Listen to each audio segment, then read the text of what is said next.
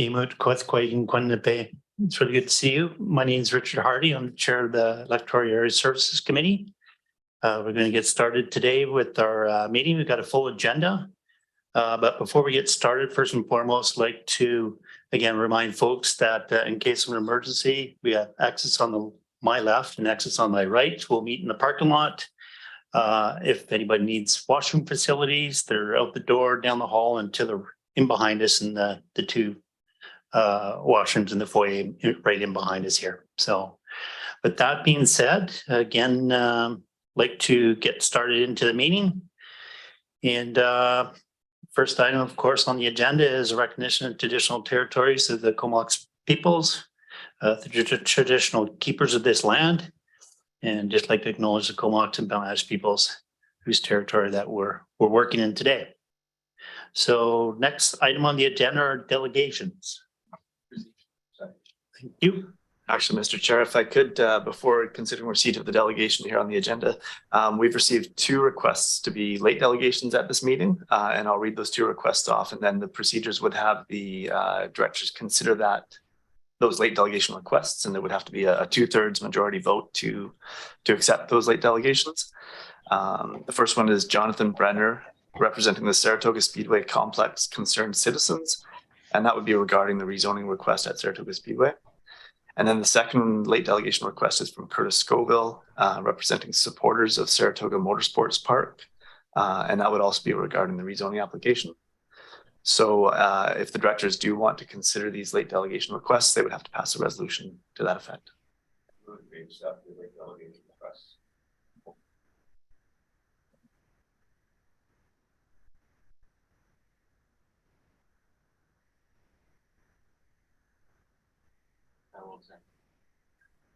Okay, all in favor? Carried. Yeah. Oh, you won't second? Okay, sorry, I thought I heard you say you will second it. Okay, so we have Director Arbor not in favor of the late delegations. I'll second it. So I'm in favor.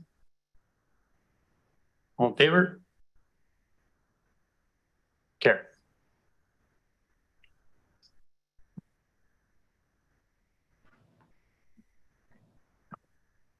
All right. One. Do a second on movement 1? Thank you. So, James, did you want to do an introduction? Sure. Thank you, Mr. Chair. So the first delegation on this agenda is the Innovation Science and Economic Development Canada, ISED Canada. Ken Pungente and Bernie Rice from ISED will be presenting information about the consultation process for new antenna supporting structures, including engagement with First Nations. And this request this presentation is at the request of the Electoral Area Services Committee in response to one of the agenda items coming up later on the meeting. So I think we would turn the meeting microphone over to Bernie Rice, I see online. Yes, good morning. Over to you, Bernie. Okay, good. Okay, is the audio good? Very good, thank you. All right, okay, good morning, everyone. There's actually 3 of us from ISED here today. There's myself, I'm the operations manager, Vancouver Island. Ken Pungente is the director, and also Steve Seltenrich is here as well. Steve is a tower specialist for Western region with ISED. So we may be asking Steve for, depending upon the questions that we get, we may be asking Steve for some input as well. So we have been asked to give a short presentation. So I've got about a 10-minute presentation I plan on giving today. And I will answer questions after that presentation, just so that we can get through this. And we will be taking notes. If you have some specific questions that we might need a bit more information or a little bit more time to answer, we may ask that we defer those, or we'll get back to you maybe via email or whatever format works for yourselves. But we'll do our best to get through this presentation, like I said, as quick as possible today, and answer as many questions as possible as well. All right. So before we get going, I will see about sharing my screen.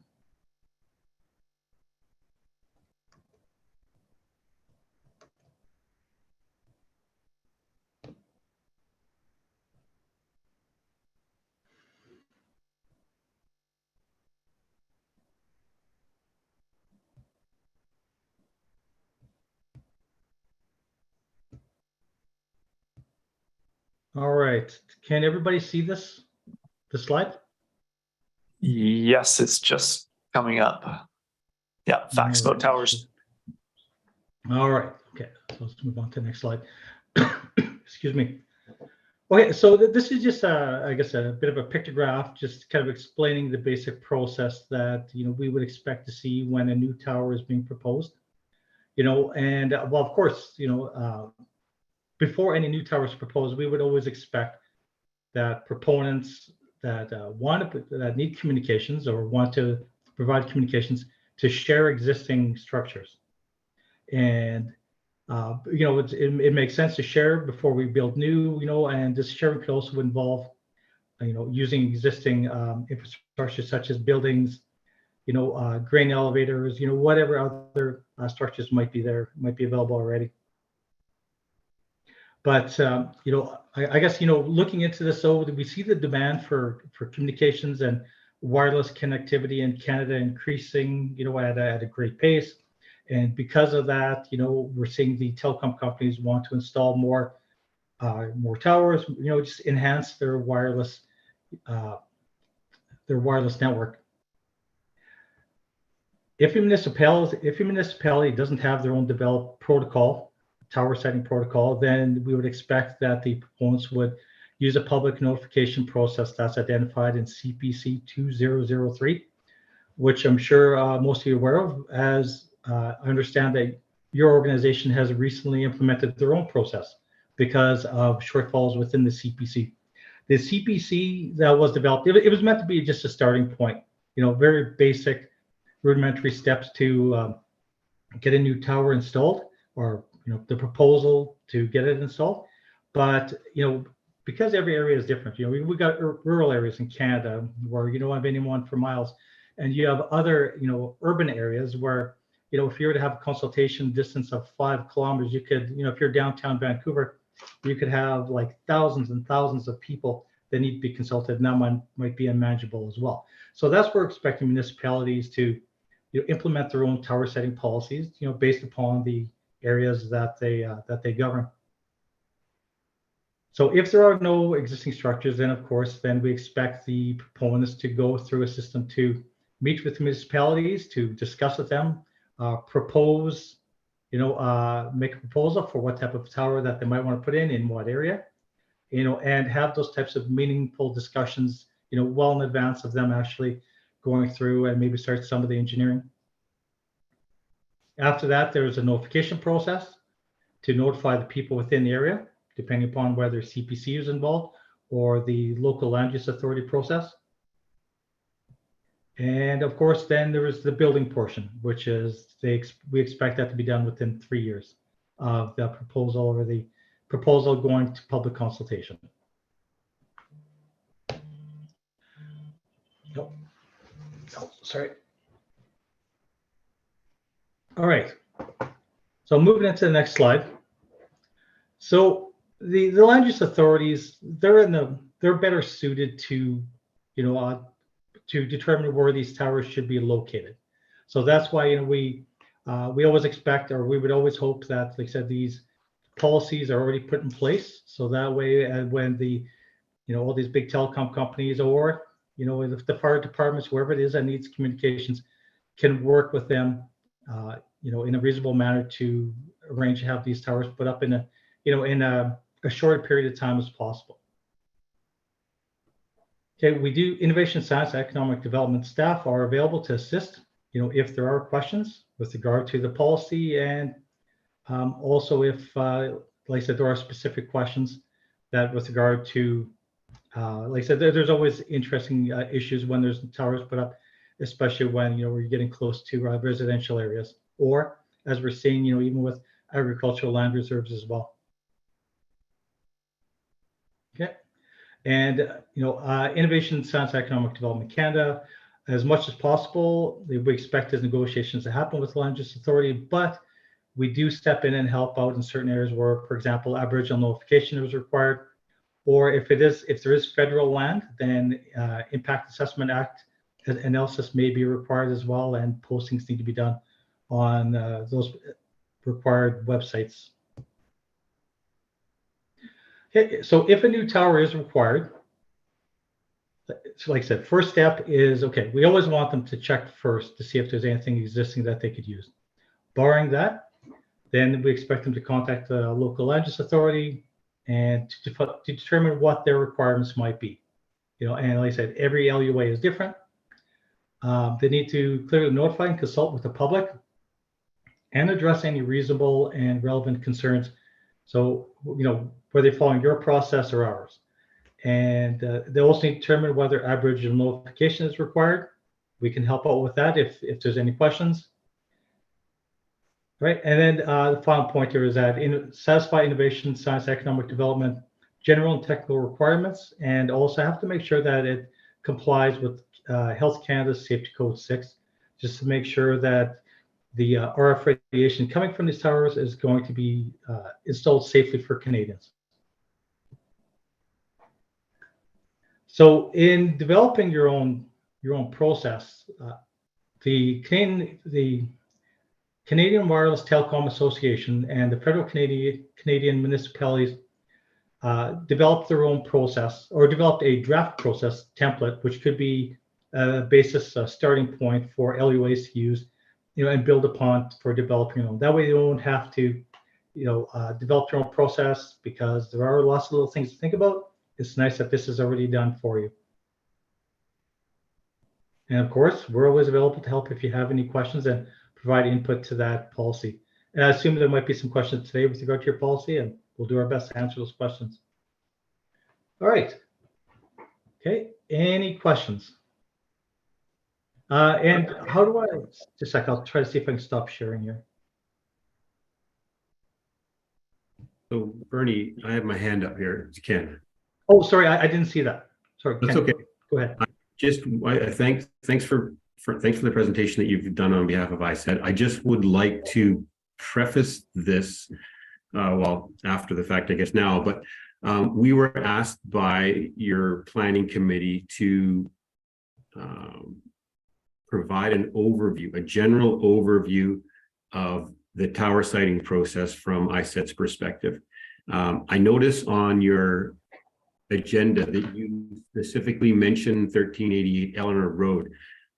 So we're prepared to, answer any questions if you have on Eleanor Road specifically. However, I just wanted to let you know that we were asked to provide an overview, a general overview of our process and how it links to the land use authority and the proponent. So that's what we've attempted to do. So I just wanted to make that clear. Over to you, Bernie. Thanks. All right. Can you all confirm whether or not I stopped sharing my screen? Yeah, we can see the agenda now. Perfect, good. All right, not that familiar with the Zoom. All right, okay, so I'm finished the presentation. I'm going to pass it back to the board and representatives for questions. Any comments or questions? Sorry, no.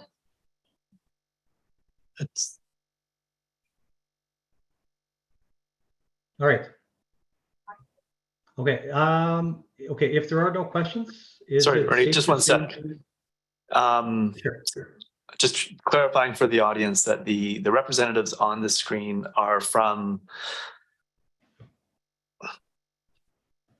Innovation, Science and Economic Development Canada, and are speaking to the new antenna supporting structures process. Director agreed.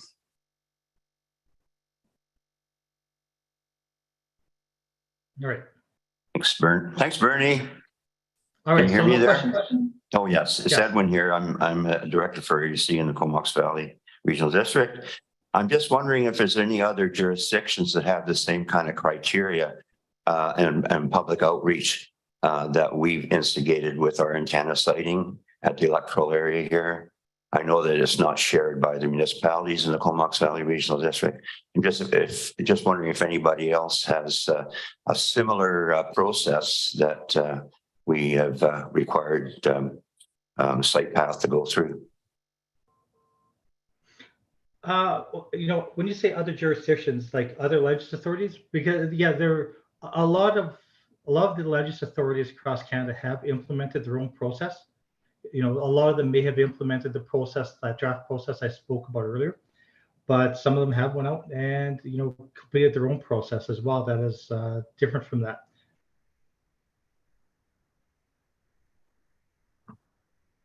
Yeah, I would just add to that. Was that the gist of your question? Yeah, I did have a couple of questions as well in regards to understanding ISED and their mandate and the number of different branches that operate within your agency. I am curious in regards to, based upon a number of different questions that have been put forward to me in regards to concerns or issues revolving around the environment and health. Again, understanding what your role and responsibility is in regards to this process. How do we go about getting the concerns that have been put forward by constituents here in the Comox Valley about the health issue revolving around 5G towers and also the potential environmental impacts from the towers on breathing and non-breathing organisms in and around the area?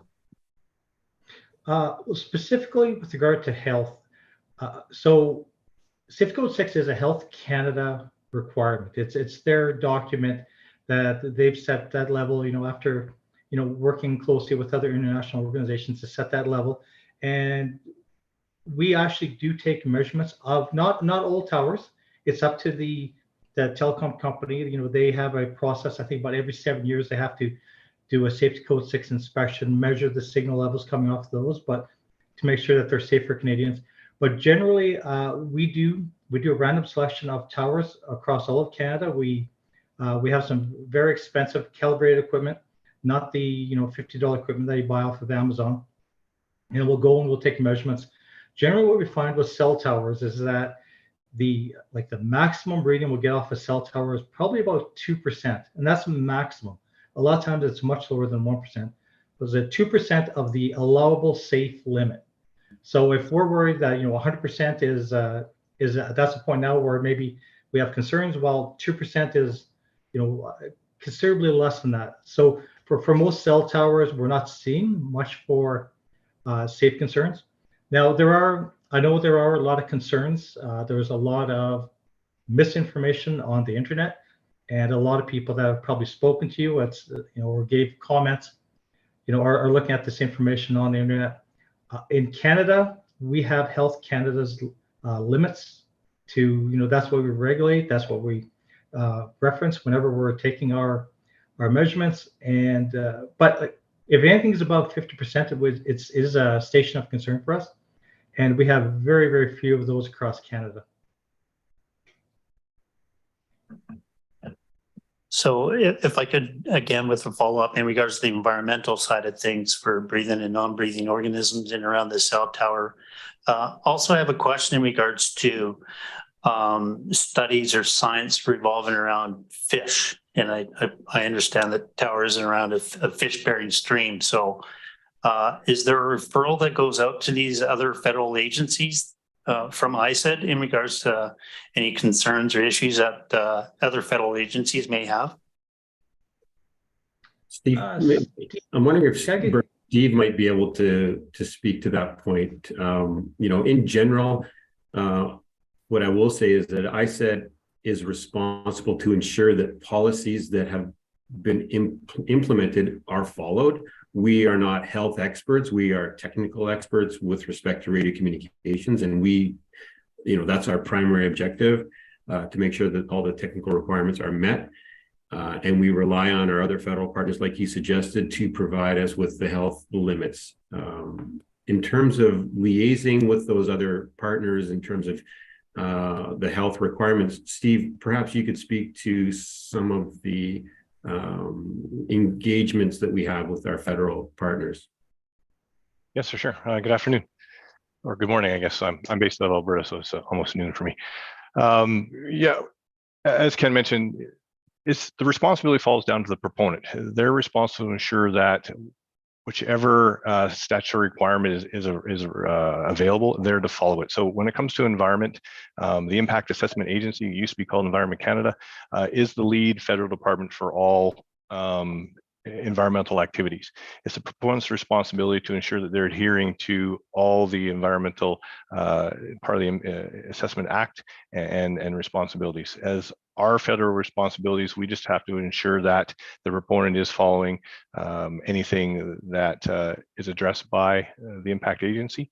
If there's a concern that comes up during that process, typically what happens is we will engage with the impact agency themselves. They would review the situation, and depending on their review, they may or may not issue an environmental officer to do a deeper study on the situation. But generally, it is the proponent's responsibility to ensure they meet the environmental or the Impact Act itself. Would that also apply to fish? Yeah, the whole gamut, right? It's I unfortunately I'm not I don't know the Impact Act by verbatim, but anything that would fall under their environmental responsibilities, and waterways would be one of them. They would work with fisheries and oceans with that. Any other questions or comments, directors? Seeing none, do we have a motion to just to receive the delegation? So we've done that. We're good. Okay, so vote on receipt then. So, All in favor? Carried. Thanks very much for your presentation, guys. all right, not a problem. Okay, we'll drop off now. Thank you. Thank you very much. Thank you. Thank you. Okay, so we ask for a motion to receive. Yeah. Yep. So we'll get the directors to move on the next delegation come out. Jonathan? Second. All in favor? Oh, sorry. We're good. We just need to meet. Second. Okay. Perfect. Jonathan? Not sure if Jonathan's actually in the audience right yet. Don't see him. So should we maybe move to the second one then? Yeah. Okay. So move on the second delegate, Curtis Scoville. Curtis Scoville. Second. Third, carried. Curtis to the. Curtis, if you want to come up to the microphone. Curtis, we'll give you 10 minutes. We'll start you off at say 10:26. So it's the green button in front of you there. Yeah. Now I'm live. Okay, good. I won't need 10 minutes. So thank you very much. My name is Curtis Scoville. I live about 640 meters from the edge of the raceway. And I'm speaking on behalf of the nearly 6,800 members of the Supporters of Saratoga Motorsports Park Facebook page, and the over 1,800 people who have signed our new change.org petition in support of Saratoga Motorsports Park that was created just 4 days ago.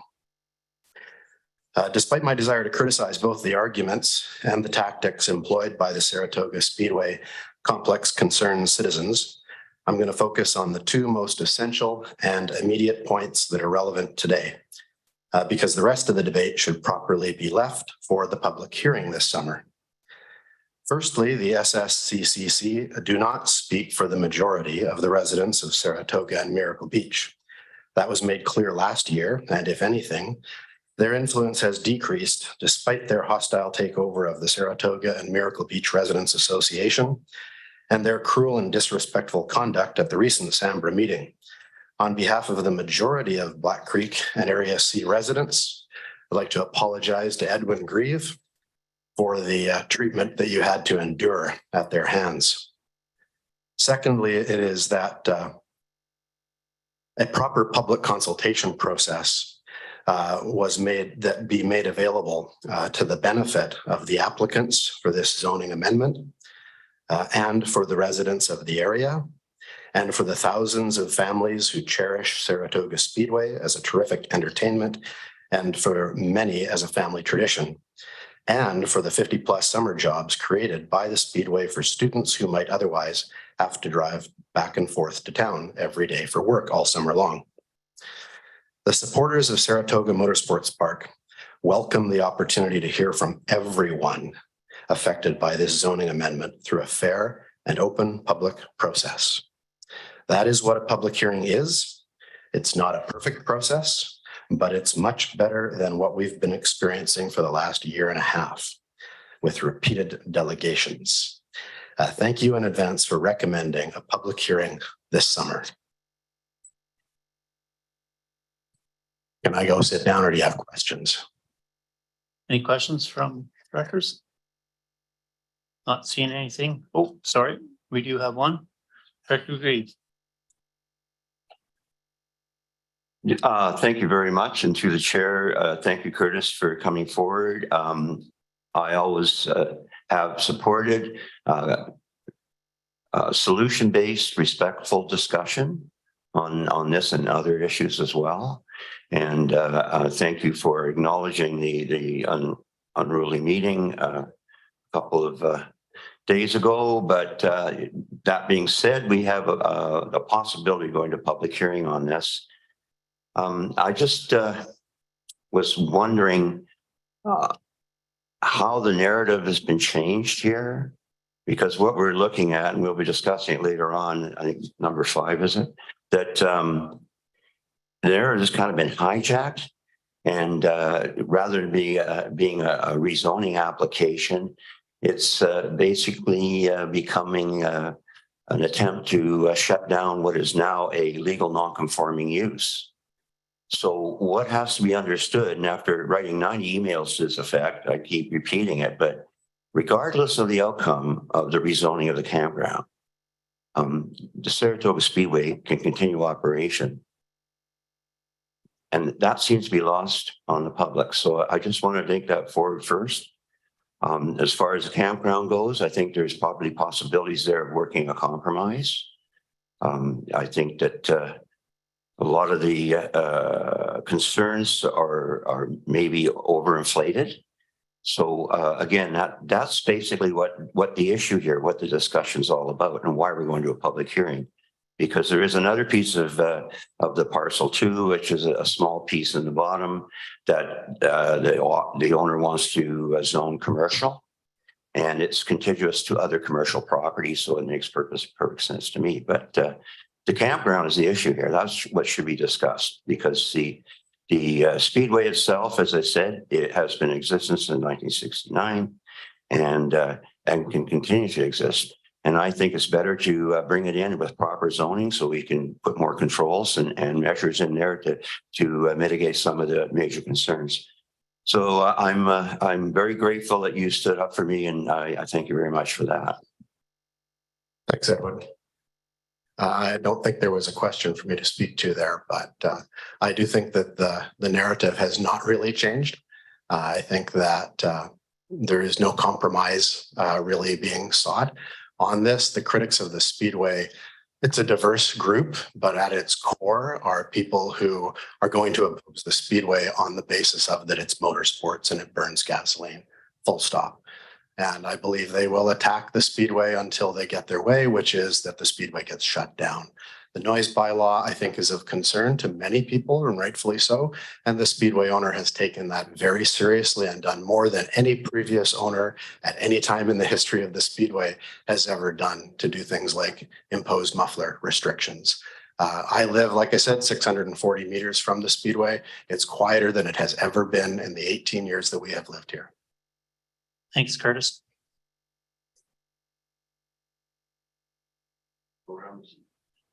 I think we still have. Do we vote on receipt of this one? Okay. Okay. Vote on receipt of this first delegation. Thank you. All carried. So I'll invite Jonathan Brenner to the podium. So I don't see Jonathan Brenner in the audience right now. Niels, do you know if he is attending shortly? Okay.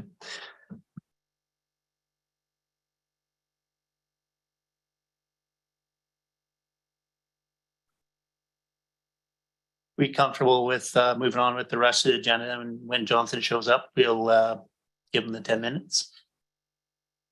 Sure. We want to delegation follow-up number 1. Thank you. Thank you. And Mr. Chair, this business item, Mark Rutten, our General Manager of Engineering Services, is here to provide a very brief verbal update on this item.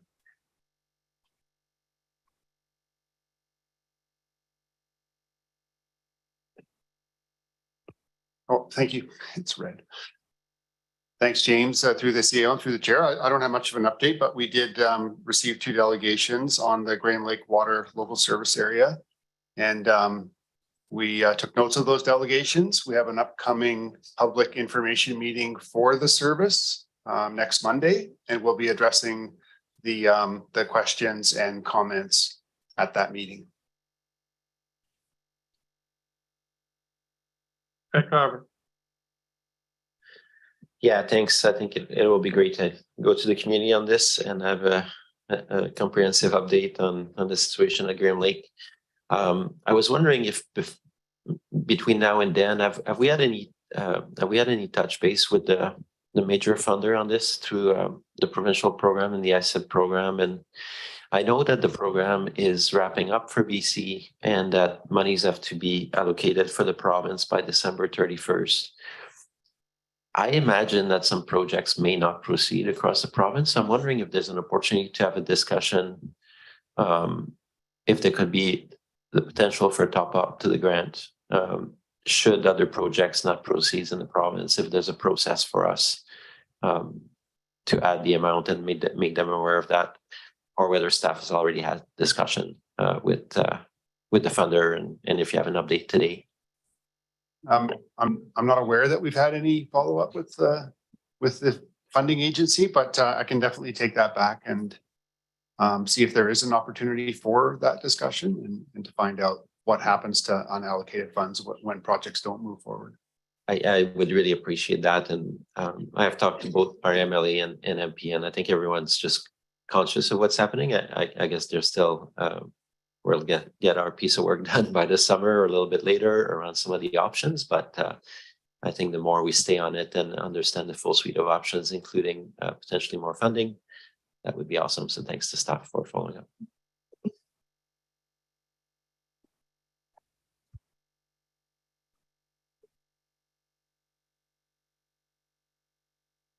Thank you.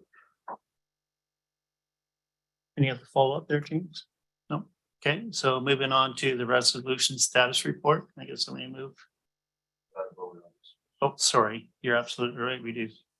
We'll vote on receipt of the delegation follow-up for the Graham Lake Water Local Service Area. Thanks. We'll carry. Move resolution status report. Thank you. Second. James, did you want to speak to this or? Just that this is the regular monthly report on Electoral Area Services Committee resolutions, and if the directors have any questions on any of the items, we're certainly available to answer those questions.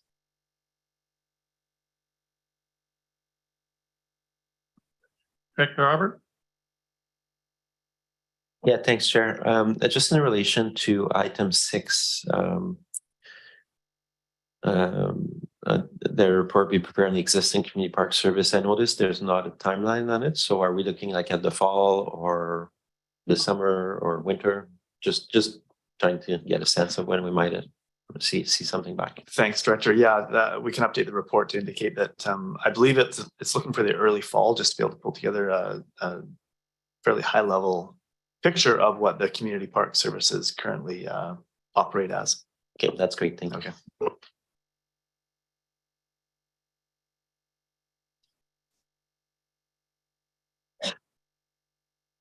Vote on receipt of the report then.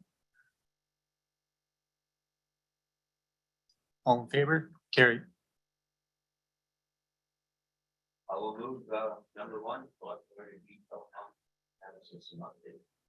Second.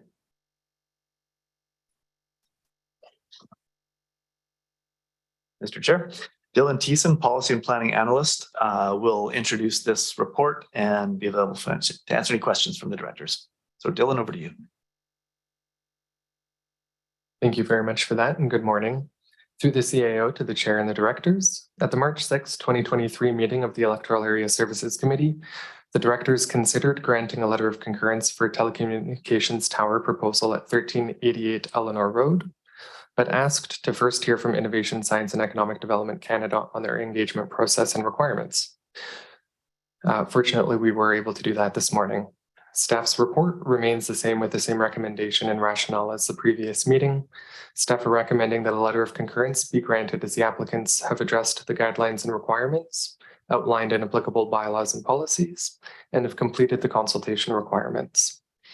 As a reminder, language would be included in the letter of concurrence to encourage the involvement of Comox First Nation if a cultural heritage investigation permit is required, and encourage the involvement of environmental professionals to limit the impact of development.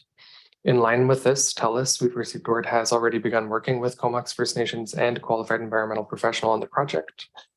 And staff are here to answer any questions you might have.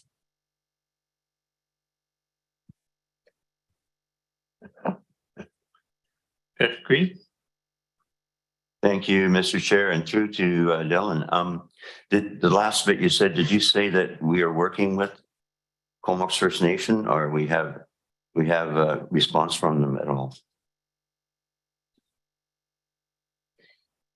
Thank you, Director Grieve. From what I've heard from TELUS, they themselves have begun working with Comox First Nation. Okay. I don't believe that process is complete, but it has been initiated. Okay. So any letter of concurrence would be contingent on a report, or would that be in I believe that could be a condition that the directors could add if they would like to. Okay. As of right now, the recommendation is that staff include language in our letter of concurrence, should one be granted, to ISID Canada to encourage the involvement of Comox First Nation. Mm-hmm. But that language could be altered to reflect the fact that that has begun and that be completed. Of course, we know that the KFN are up to here with referrals. But the other question was, I hear G5 bantered around quite a lot. My understanding is these are not G5 towers. Is that correct? Thank you again. That is my understanding as well. I believe that TELUS is preparing most of their communications infrastructure to possibly equip with 5G in the future. But from my understanding, anyways, 5G technology requires shorter and more regular towers. Yes. So this may not be a prime candidate for that regardless. Yeah, more in the urban areas. Right. And that's not part of the proposal right now, at least. Yeah, that's my understanding. Thank you.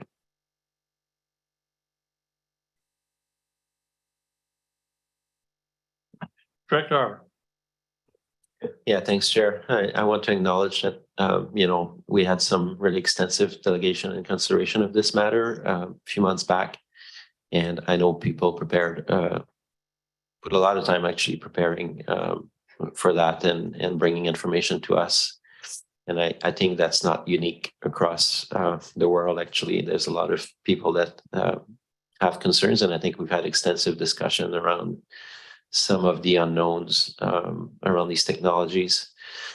And since that presentation, I think, AI has started to, artificial intelligence started to make the news. I don't know what kind of world we're heading into, but I think people are right to have a lot of questions around technologies that are now so widely adopted, at our entire society. Like, I think the percentage of people with devices is now over 95%. And so, I mean, we're really bought into something that we'll see how it goes. I think from a local government's perspective, we introduced a process so that we had a clearer way to garner public input, so that people are not necessarily surprised. And and the rest of it. So within our jurisdiction, I think that went fairly well, even though not perfect, but I think there was ample opportunity for people to provide feedback, and that was heard by both the company and federal government. And I want to thank ISID for taking the time to come today. They were not as engaged as much as we were at this table and with our constituents, but it was nice at least for them to show up. Sometimes you have those higher jurisdictions, they just don't show up at all. So I want to acknowledge that as well. And I also understand that, you know, our decision today is pretty narrow. It's just around confirming that the public process has gone down, and we're adding a few more things to that.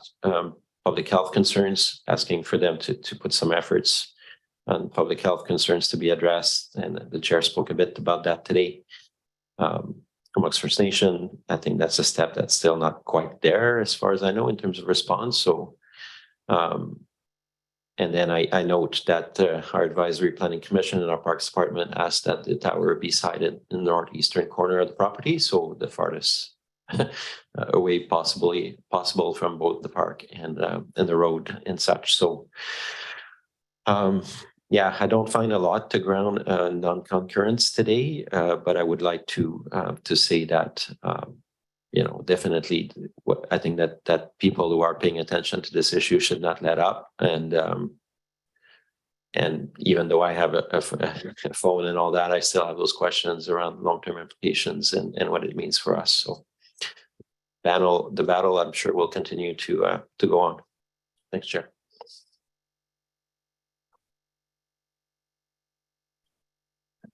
I'm going to share my opinion in regards to Delano Tower. And again, based upon a number of discussions, emails, texts, phone calls, etc., from a number of different folks in Area B and throughout the valley as well. I still have concerns in regards to the environmental side of things and with regards to fish. And the questions I put forward to ISID this morning in regards to, well, what is that they authorize, and there's still a requirement for other federal jurisdictions to provide comments in regards to addressing any of those concerns or issues. I still haven't seen anything, so I would like to see something from staff that says that, you know, DFO and Environment Canada are comfortable with the decision to put the tower there, and if there's any impact upon the environment.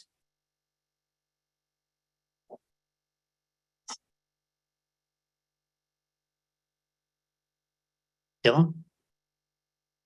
Yeah, thank you for that, Director Hardy, and staff certainly understand the concerns. I believe Director Grieve was maybe moving in a similar direction with the work that TELUS is ongoing. I think the directors, if you would like to, again, could put that as a condition to that the letter of concurrence be granted, provided that these reports from certain environmental professionals are provided. If that alleviates the concern at all.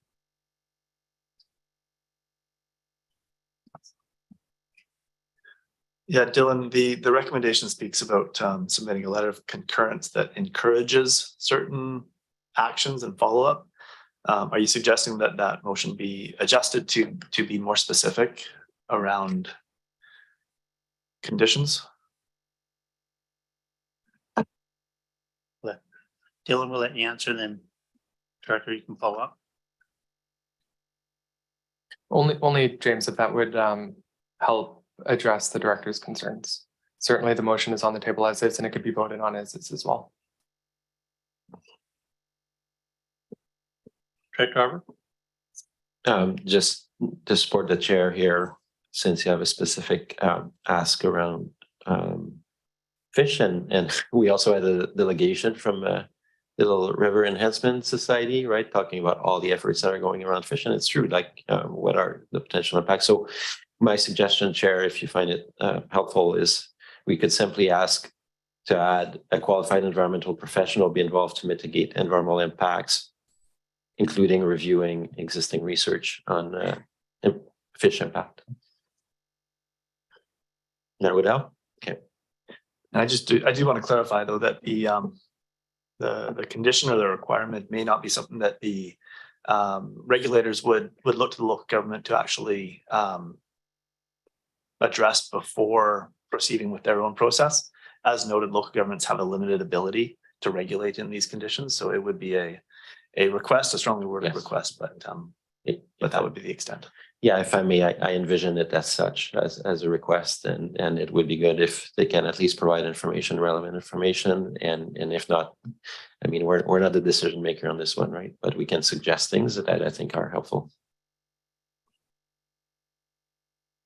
If I could add a little bit more, I think from what I understand from ISET, it was the emphasis was on the proponent to address any concerns or issues with regards to Environment Canada and climate change, and also with the Department of Fisheries and Oceans. So again, I think it would be in our best interest to see, you know, if Environment Canada or DFO have any concerns or issues before concurring with the tower.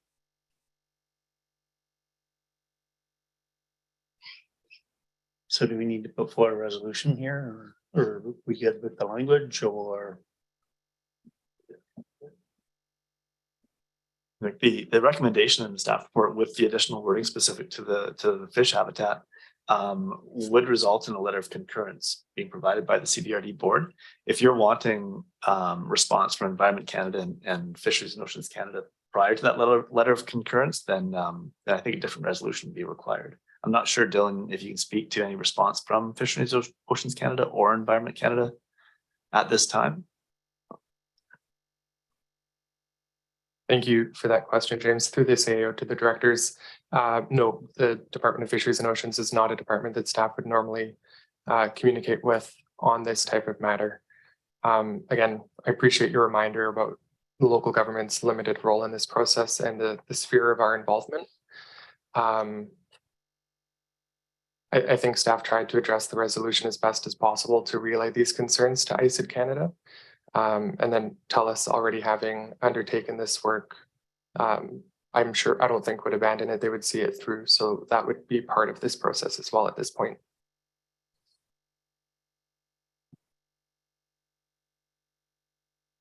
Resolution as amended, or refer it to seek input from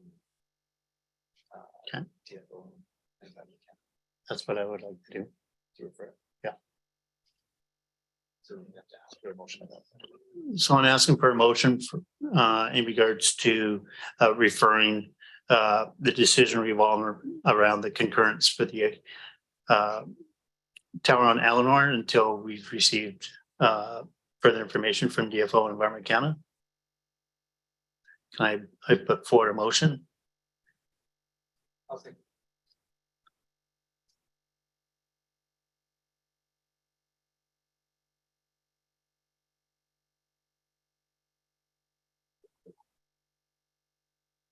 Thank you.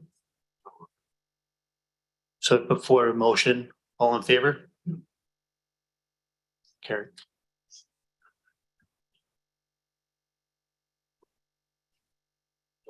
Just to be clear.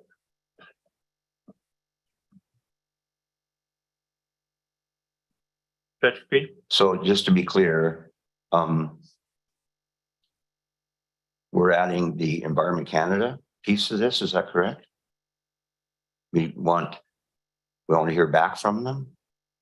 I think based upon what I've heard from constituents here in Arabia and in the Comox Valley is that they would like to make sure environmental issues are being considered here and fish issues are being considered here. So the proponent, it's based upon the proponent to provide that information or address those concerns or issues, if I understand correctly from what I said this morning.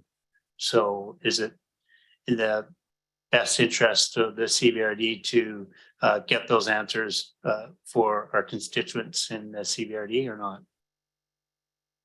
So Environment Canada will not let full. Well, I would think both, because there's the environmental aspect, which falls under the jurisdiction of Environment Canada and climate change, and then the fish issue is with the Department of Fisheries and Oceans. In my understanding, if you're looking at ISET and what their requirements are, is again, there's that collaboration with other federal agencies to address any concerns or issues that they may have. So I don't know, has referrals gone out to Environment Canada and the Department of Fisheries and Oceans with regards to that tower? I'm not sure.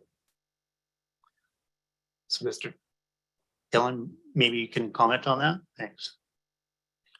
Thank you for the question. I don't believe any have. I don't believe that would be a normal part of the process. I think what Bernie Reese with ICIT Canada was referring to is that every federal department has legislation that pertains to their particular interests, and it's on the applicant to obey all laws and regulations. So there will be federal legislation like the impact assessment that protects certain wildlife or natural habitats from certain types of development, and those would have to be adhered to. If they are not adhered to, then of course the applicant would be liable for that and have to be brought into compliance.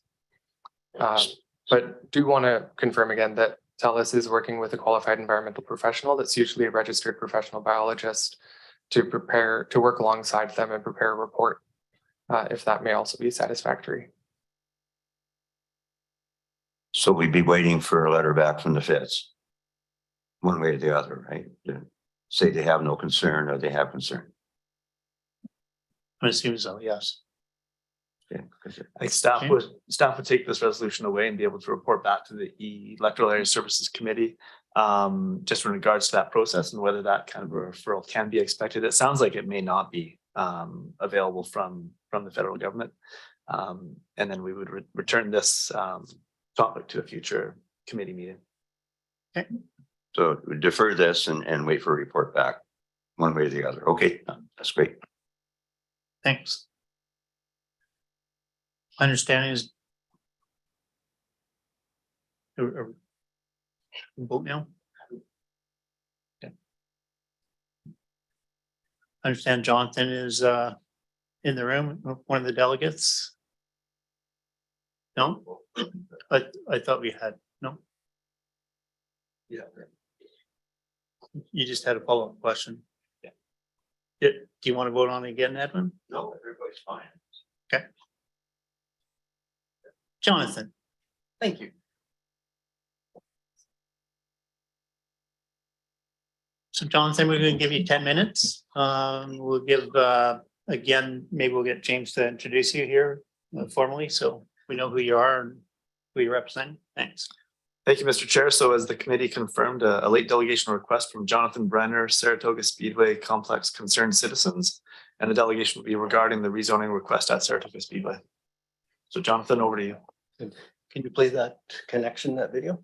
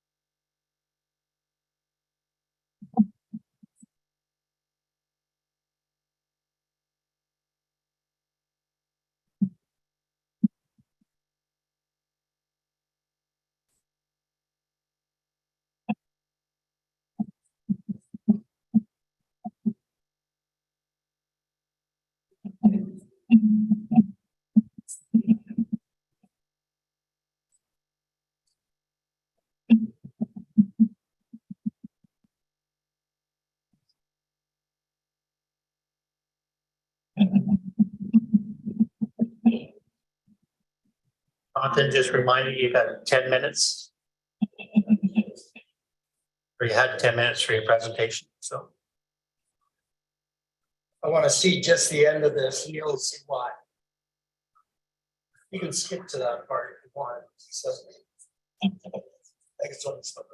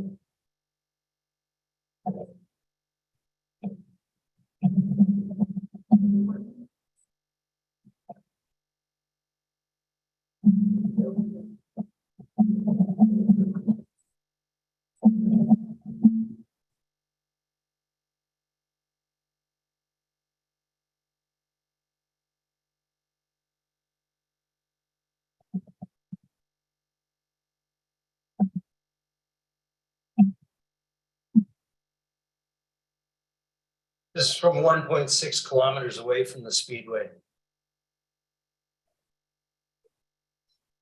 This is a person's home.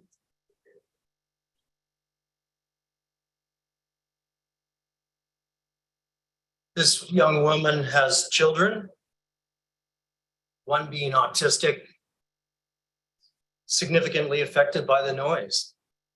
She's 1.6 kilometers away. Now, it's really hard to tell that how really noisy that is. But that was the same night as the sprint cars. Good morning, Chair and Director Hardy, Director Grieve, Director Arbor, and CBRD staff, and those here today. My name is Jonathan Brenner. My family and I live at 8757 Oyster River Way, Black Creek. Thank you again for providing us, the Saratoga Speedway Complex, concerned citizens and many residents of the Black Creek resident community, the opportunity to speak again about the community issues that face us today and those that will have an impact on our future. Many of these residents were very, very vocal and raised these issues during the most recent Saratoga and Miracle Beach Residents Association AGM, the area C Director Grieve. I'm sure you'll recall that. Proponents of the rezoning application will say that this is just a campground rezoning application, but we all know this about the existence of the Speedway and its future. It appears we were here not too long ago. Nothing really has changed. Sure, the Speedway has made some effort to comply with the new noise bylaw and promoted mandatory use of mufflers on their cars being raced, but it is far from perfect. The 2023 season has just opened, and already on May 19th, 20th, and 21st, the monster trucks were loud at it along with the jet engine vehicle.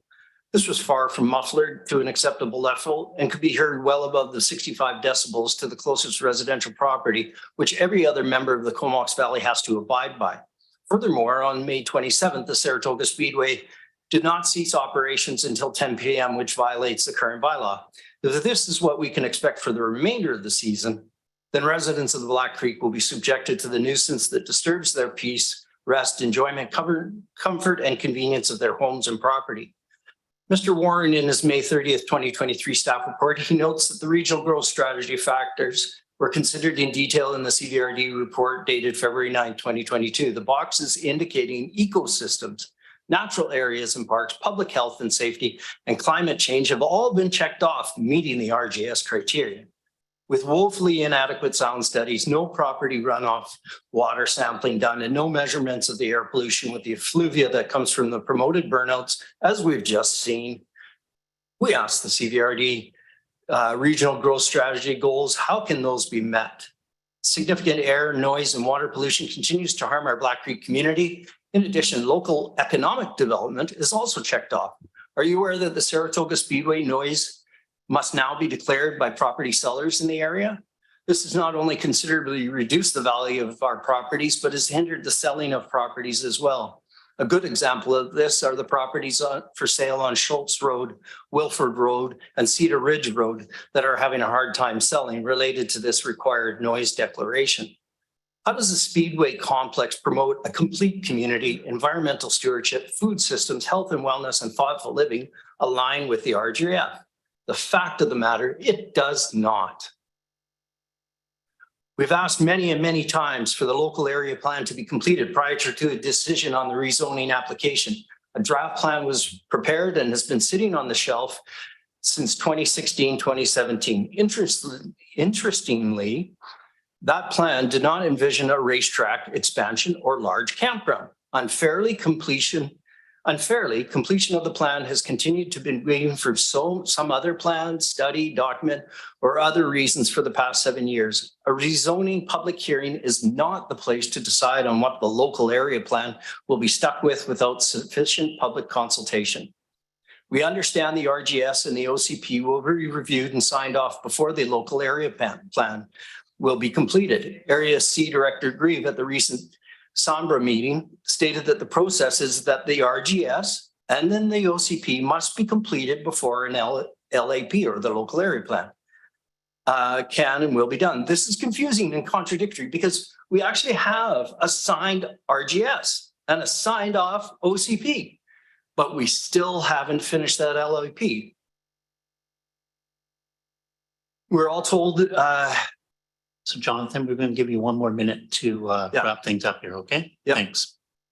Furthermore, Director Greaves said he would fight like hell to get the LAP done. I thought we had all learned some lessons from the past year at the EASC meetings and that through the many presentations regarding this flawed and inadequate rezoning application. We should have clearly understood our local area plan must come first. CVRD policies and strategies recognize this, as does the Local Government Act. The local area plan gives the whole community the opportunity to determine its own future, as well as a plan to build a complete community. It will provide an opportunity for Black Creek residents, an opportunity to review and scrutinize and finally opportunity to adopt it. We asked the directors and planning department to place a moratorium on all rezoning applications, including this one, before the local area plan as required by the RGS and Section 444 of the Local Government Act. Furthermore, we contend that the Saratoga Speedway has operated beyond the current zoning of legal non-conforming. Our foundation to this claim is the non-conforming use authorized under section was discontinued for a period of greater than 6 months for the purposes of construction and improvements and therefore in breach of its legal non-conforming status. The physical changes to the track, including addition of cement fencing, billboards, enlargement of the track, and paving in the infield, constitutes a breach in the legal non-conforming status under the requirement to be continued on a scale or to an extent or degree greater than the time of the adoption of the land use regulation bylaw. We remain extremely concerned about the impact of the Speedway on the environment, the need for the local area plan, the status of complete community, and the importance of adhering to He interrupted. Jonathan, Yep. you were given 10 minutes. We also Yep. brought to your attention during your video that might be cutting in on your talking time. So Yeah, I understood that. you got about 30 seconds to wrap up, please, Jonathan. Thank you. He interrupted Jonathan? a couple of times. Please do not interrupt me. We'll ask Please provide that same respect. we'll ask the folks in the Thank you, to Chair. resolve keep their comments to themselves, please, maintain some conduct here. Jonathan, you got 30 seconds to wrap up, my friend. We Thanks. request Directors Arbor, Hardy and Grieve select option 2 of the staff report to seek an amendment to the bylaw and refer it back to staff. This will require rescinding and rereading second reading before advancing to a public hearing. Option 3, to refuse to proceed with the proposed zoning amendment and defeat the bylaw. Again, we request the CBRD to complete the local area plan. Complete sound, air and water population pollution studies over the course of the remaining racing season, defer any public hearing until the conclusion of the 2023 racing season. Consider a referendum on this rezoning application. Thank you on behalf of the Saratoga Speedway Complex citizens and residents of Black Creek, and we look forward to some questions. Thank you, Jonathan. Any comments or questions from the directors? None at that time. Thanks again for your presentation, Jonathan. Now we'll move back into the agenda. Oh, sorry, we need to vote on receipt of the presentation. Thank you. All in favor, carried. So where were we in our agenda here? We're on the advisory planning commissions.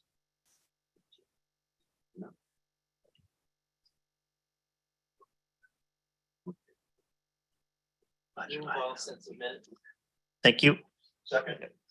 Thanks.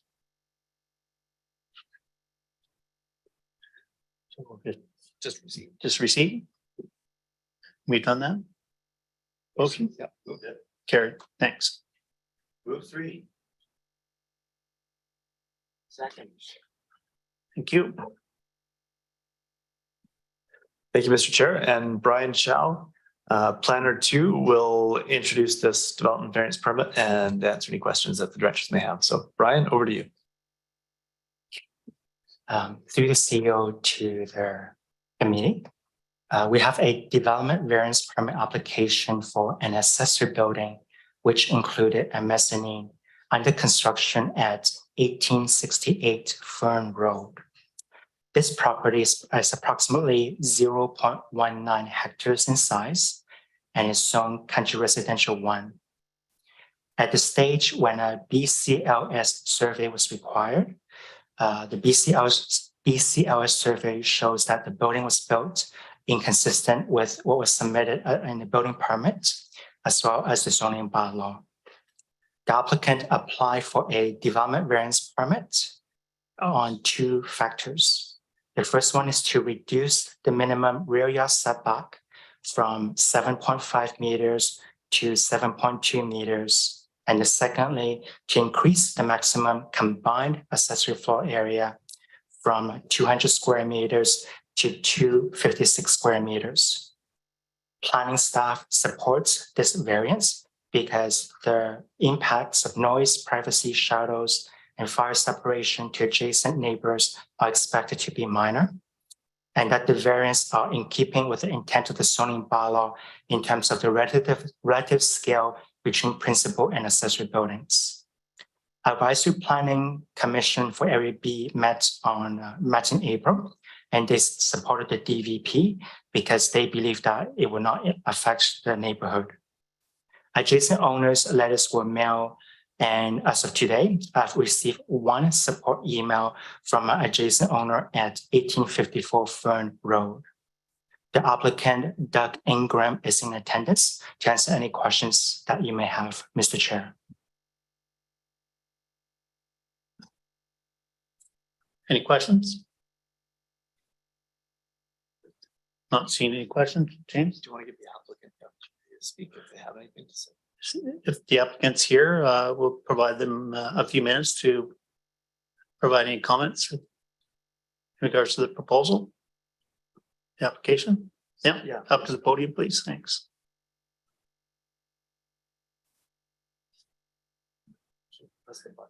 It's a gray button there at the base of this. Yeah. Thanks for your time today. My name is Doug Ingram. I own the property in question here and applied for the variance on my accessory building. I guess the only comment I would make is what I would say due to a surveying error, we're in this position on the setback being at 7.27 as opposed to 7.5. We did our due diligence in hiring a legal survey company that came in, gave us the building pins. And when requested to do a second survey after the framing was completed, all of a sudden we found discrepancies in the surveys. So, I mean, obviously we did our due diligence, but we're in this position we're in now, and hopefully we can see our ways through this. Dr. Arbor? Yeah, thanks for explaining that. It kind of came through in the report too. It's just a bit of an oops situation, and it doesn't seem too catastrophic to me. So thanks to you and staff for bringing that forward, and I have no problem with allowing for the variance.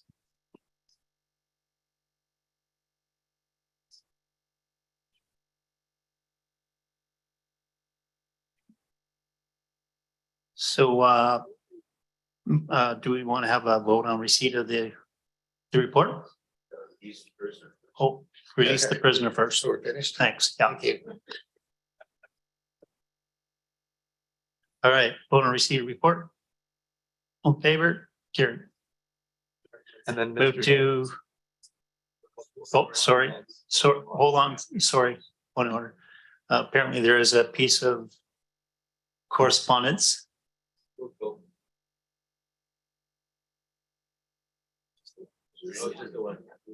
Just the one.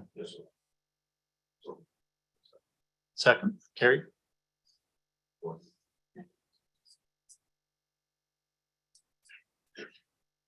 In regards to the.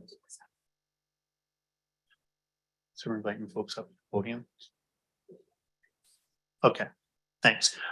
Are there any other folks that would like to come up to the podium and speak to the development and variance here?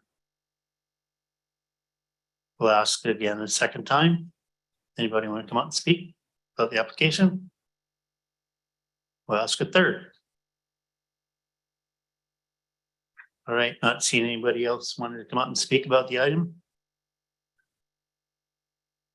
So move recommendation, thanks. All carried. Any comments, questions? Not seeing any. Vote on receipt of the recommendation, or vote on the recommendation, sorry. All in favor? All carried. Thank you. Next item. Motion on the Electoral area city commercial industrial development site specific exemption to floodplain management bylaw 8 on 8914 Clarkson Avenue. Thank you. Thank you, Mr. Chair. And Brian Chow again will introduce this staff report and take any questions from the directors. So Brian. Okay, thank you. Through the CEO to the chair and committee. This is a commercial and industrial farming character development permit and a site-specific exemption to the floodplain management bylaw application for the property at 8914 Clarkson Avenue. This property is approximately 0.38 hectares in size. Currently, it features a tourist accommodation comprising of 3 cabin units in 2 buildings and a recreational vehicle park with 7 sites and a residential dwelling. These uses are permitted in the tourist commercial 1 zone. The applicant proposes to add approximately 71 square meters of floor area to the existing dwelling. For the development permit farming character review component, the proposal meets the DP guidelines with respect to farming character, landscaping, screening, and rainwater management. Therefore, staff supports the issuance of the development permit. For the floodplain exemption review, As the property is within 100 meters of the ocean, they submitted an engineering report in which they prescribe a 2100-year flood construction level of 5.35 meters and a floodplain setback. In terms of floodplain setback, at the year 2100, the future setback is actually off the property, and therefore an exemption is required. Based on this, the engineer prescribes a 30-meter floodplain setback and confirms that the land is safe for intended use, being a residence, provided that their risk mitigation measures are followed. Staff also recommends the exemption request because this approach is in line with provincial guidelines and that the engineering report will be registered as a covenant against the subject property. The agent of the applicant, Mr. Dawson, is available on Zoom to answer any questions you may have, Mr. Chair.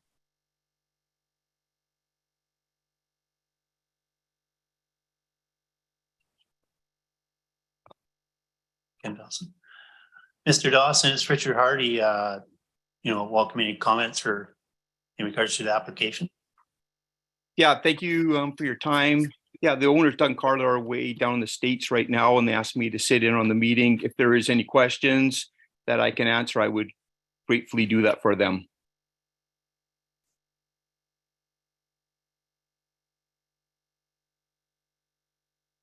Any questions from the directors? Not seen any. Move on receipt of the report then. Vote. All in favor? Carried.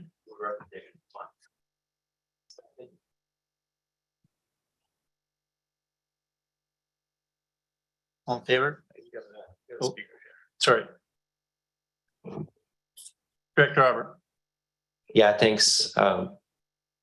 My comment is not as much as to this application as to the overall picture. I've been reflecting the last few months. We introduced our coastal flooding mapping a couple of years back and started strategizing around what the long-term implications are. And at the same time, we've had all these issues with development permits, and we've been looking for all these ways to accelerate our development permit processes through various channels methods, and the market has helped us a bit. It was the number of applications reduced, but we also made some efforts, so it's improving. But along the seashore is along the ocean. I think I'm starting to realize that we may have to change our public messaging around that. That it's just brutal to try to build on the ocean now. When you put together the cultural heritage policy and with Comox and you have the floodplain, and now we're basically going through these exemptions like one after the other. And those exemptions, so the public is clear, is we're basically saying that to the public that the local government is washing their hands from any kind of floods that may happen in the future. And those houses that get built are more at risk and may have problems with insurance or escalating insurance prices. So, and then we grant the exemptions thinking that it's not going to come back to local government. But I keep thinking that we have awareness of what's coming. And we keep granting exemptions. And I feel like in 50 years from now, this might come home to roost. All these exemptions that we've granted, they might say the local government was aware of what is going to happen. And we just tried to wash our hands from it. I'm not going to stop this application because we're approving them. But I think as we do our OCP and the rest of it, we really need to think about it. We've seen what happened last spring in Daytona and Palm Beach. And we've seen what happened in Qualicum Beach more recently. It's not going away. You know, the risk is only increasing to those waterfront homes, and we have a wicked problem on our hands. So I just want to make those comments because it's starting to sit less and less well for me to just keep granting exemptions when I have the knowledge that we should actually be in part responsible as local government for those decisions and the risk associated. It shouldn't just be on the homeowner. Thanks. Yeah, just quickly, if I can. Thanks for that, Director Arbor, and certainly that the comments are not lost on staff. This is incredibly important, and the process that is identified and the obligations being put onto the property owners and relying on the expert reports do help to inform and to advise on the development to try to mitigate that risk as much as possible. Certainly not a topic unique to the CVRD or the Comox Valley. And so it is of interest and priority to, I think, jurisdictions up and down the coast. And not something that it will be the last time you see this either. So. Agreed. Thank you, Mr. Chair. I have before me the Saratoga Settlement Node Regulatory Floodplain Mapping map. Shows very clearly the effects of sea level rise in this area. When we first undertook this, I think it was a meeting at the fire hall about 2015, and the message from some of the homeowners was shoot the messenger. They did not want to hear this at all. It's going to put my insurance up. How dare you even bring it up? But it is what it is. And I guess you can take some comfort in the fact that because we're on the Vancouver Island plate, we are actually pushing up against the North American plate. But unlike, say, places like Delta, we're not sinking incrementally into the ocean. We're actually rising a little bit every time we push closer to the mainland. Although it doesn't keep pace with sea level rise, it does mitigate it to a small degree. I understand from our legal advice of the day that we have duty to warn. So we have to warn people. We have to make it clear that they are building in a floodplain. This is the estimated sea level rise over the next 6 years, and they have to acknowledge that, and that's why we put in a. I guess Alana's coming here to correct me now, but what Mr. Grieve meant to say. But yeah, I think that it is true that we have to make everybody totally aware that they are taking a risk. If it's a risk they want to take, then I don't see. I'm not a lawyer, of course, but I don't see our responsibility being any more than actually laying out the facts and making them get an exemption on these kind of structures. So I'll turn it back over to the chair. And Thanks, Edwin. Okay. Yeah, thanks. And I will ask a question since Alana joined the table as well. But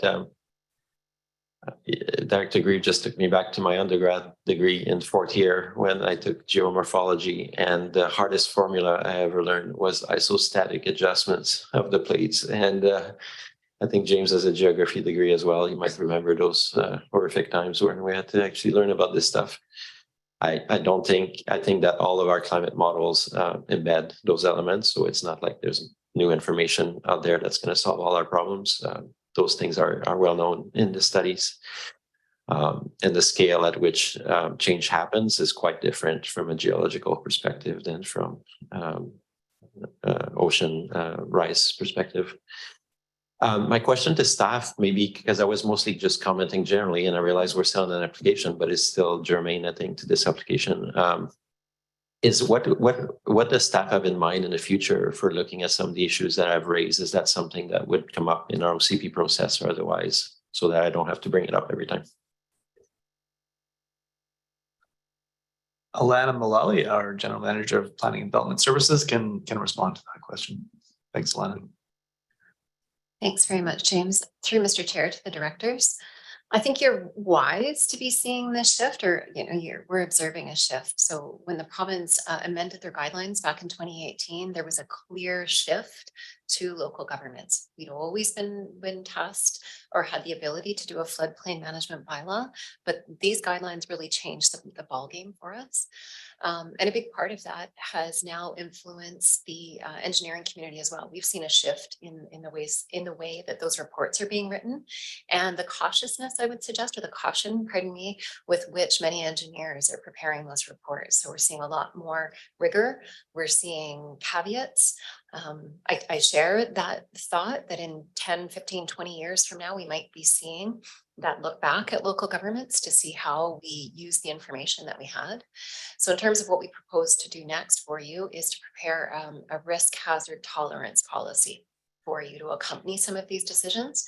So there is a model based on the Sendai framework that our consulting engineers used that were involved with our coastal flood mapping have prepared to sort of set out those guidelines, right? And they mirror the guidelines that the engineering community is using. So when does the risk become so great that you do not, as acting as the CVRD and being responsible for potential future liability, what's the line that you're not prepared to cross? And so that's the next body of work that we'll be bringing you in short order.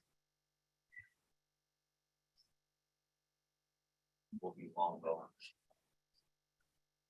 Any other questions? Great. Can I vote on receipt of the report? Sorry, vote on recommendation number 1. All in favor, carried. Second. Thank you.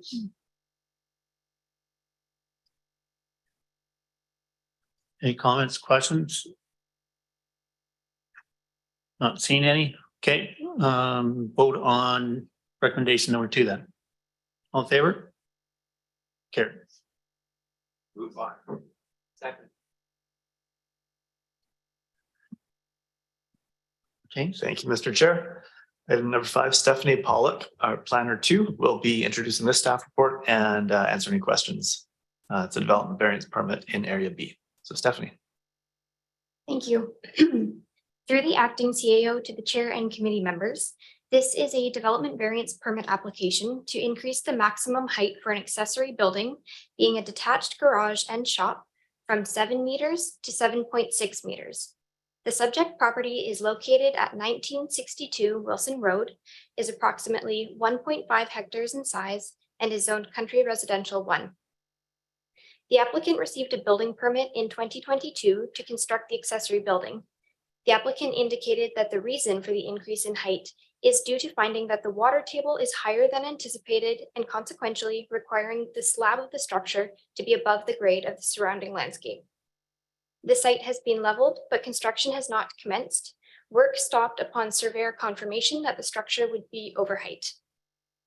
Planning staff are in support of this development variance permit because the additional 0.6 meters is not likely to alter the rule form and character of the area or generate any privacy concerns to or from the property, given that the building is located approximately 35.5 meters from the nearest neighboring property. The Area B Advisory Planning Commission met on March 20th of this year, and they support the application. Adjacent owners within a 100-meter radius have been notified. As of today, no comments have been received. I will note that the applicant, Dave Purden, is in attendance today in the audience, and I am happy to answer any questions at this time. Thank you.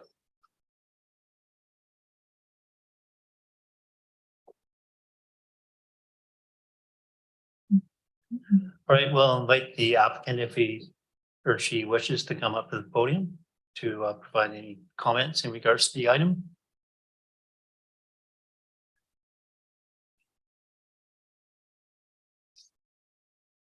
I think Stephanie handled it pretty clearly there, but I could ramble on a bit, I guess. I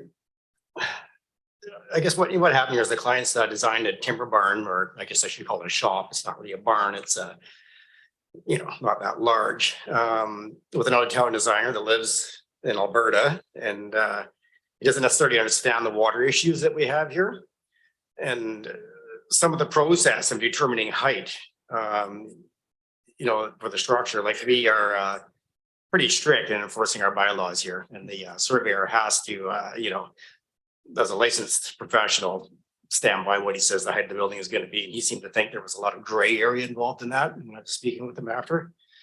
So anyway, he designed a building that was exactly 7 meters tall, right to the bylaw. And I didn't take into account the slope of the land. Well, the front of the structure is kind of on an area that the previous owner of the land had filled in because of some water issues on the land. The back of the structure is an area he didn't fill. It's quite a large property. It's like, I think, 3.7 acres or something. And when he measure the height of the building, you gotta take the four corners of the building, get an average height on that, which will put you below kind of the filled in area, and then you do your 7 meters, and that's what you got. This would put us digging in to where he's infilled and would potentially create flooding, the belongings of the client who wants to build the structure. Well, sorry, by the way, I'm the builder of this project. And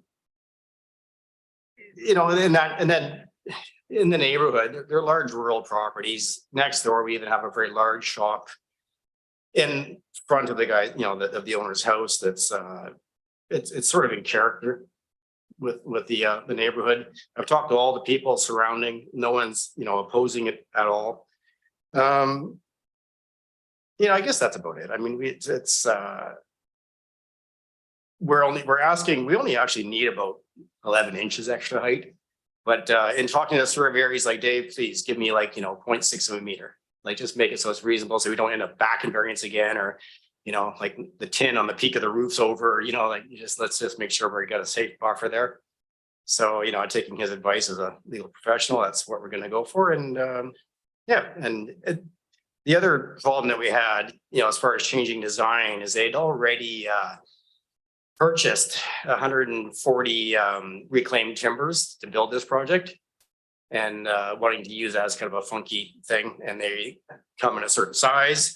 And then the design was done to utilize these timbers to create timber trusses, and they have a bottom cord on them. It's all been pre-engineered now as well at great expense. And then they want to put a fifth wheel in there. If we have to lower the structure, they cut the timbers down and lower the height of the ceiling, the fifth wheel won't even fit in there. So it's, quite arduous, and it's important to them. That's why I'd like to get up and speak, on their behalf, because I certainly want this to go through. And I guess that's pretty much about it. That sums it up. I mean, that could go on and on, but I think that's enough. Thank you. Director Arbor? Oh, Dave? Yeah, thanks, Chair. Maybe we'll get you back to the podium, Dave. Oh, In case of actually, it may questions. not be needed. I was just. So sure. Yeah, Okay. thanks. I may not have a question for you, but thanks for coming back. Okay. Sorry, all good. So to staff, one of the, again, this is our second oops of the day, so to speak. So, and we're used to seeing them. So the question to staff, we've worked on delegated authority to staff for certain variances and development permits. Is this one of those where in the future, on issues like that, we would be able to pass it on? Because I realize sometimes it has to go through the APC through us as we're trying to speed up our development permits and the rest of that. And if not, why not?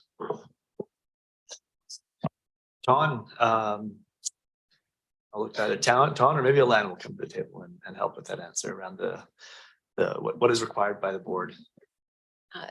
Thank you, James. Through the chair to the directors, we each have our areas, right? So the legislation piece prevents us. The legislation prevents us from delegating variances. Those need to be decisions that rest with the board. Director Arbor? Yeah, thanks, Chair. So I'll have no issue with that. And I appreciate the picture being provided as well. And I think the province is pounding on municipalities right now to accelerate our processes, but you're finding these places where actually they're preventing us from accelerating our processes, because I think this is pretty an onerous process, especially for something like that. Like we could have if I was in policy shop at the province, let's say if you're within 10% of the target limit, maybe staff could make decisions on things like that. Who knows, right? Get creative so we don't waste months on this. Thanks.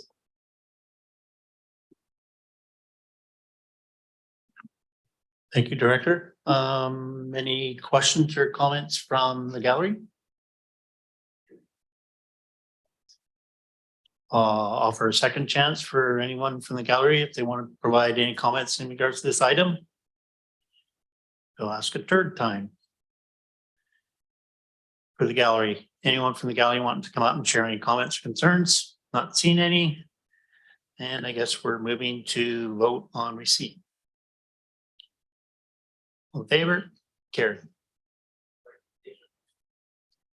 Recommendation 1. I'll second that. All in favor? Carried. And number 6.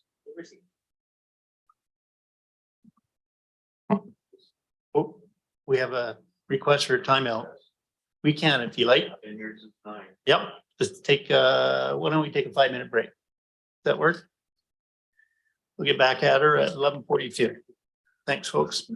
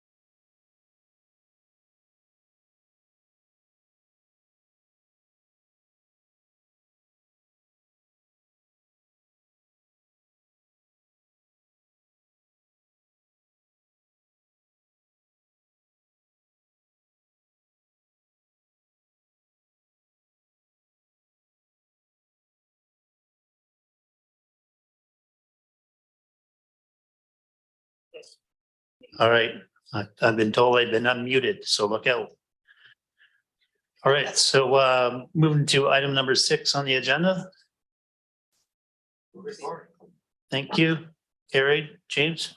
And Stephanie Pollock again, planner 2, will introduce the staff report and take any questions from the directors. Stephanie. Thank you. Through the acting CAO to the chair and committee members, an application for a site-specific exemption to the floodplain management bylaw has been received for the property at 1926 Singing Sands Road. Proposed is a new single detached dwelling and carriage house. Being within 100 meters of the sea, the applicant hired a professional engineer to prepare a geotechnical report relating to flood hazard per the floodplain management bylaw. The report prescribes a flood construction level of 5.05 meters and establishes that the 2100-year floodplain setback extends beyond the property itself, leaving the entire property within the floodplain setback, and thus requiring an exemption from the bylaw, as permitted through Section 524 of the Local Government Act. The professional engineer provides 11 risk reduction strategies in the report. The risk reduction strategies are proposed to bring risks down to lower and tolerable risk ratings. These strategies speak to elevating the flood construction level above the 2100-year flood levels, adhering to a building setback of 15 meters from the present natural boundary, designing foundations to withstand hydraulic loading, protecting the site from erosion, and site grading to permit efficient drainage on the property. The engineer's report concludes that the land is considered safe for the intended use, provided that the flood construction level of 5.05 meters is set and enforced. The building is horizontally offset at least 15 meters from the present natural boundary, and the risk reduction strategies are applied. Staff recommends the exemption because the engineering report will be registered as a covenant against the property, and the approach taken is in line with provincial guidelines. I'm happy to answer any questions, and I will note that the applicant, Ronald Coulson, is in attendance today via Zoom. Thank you.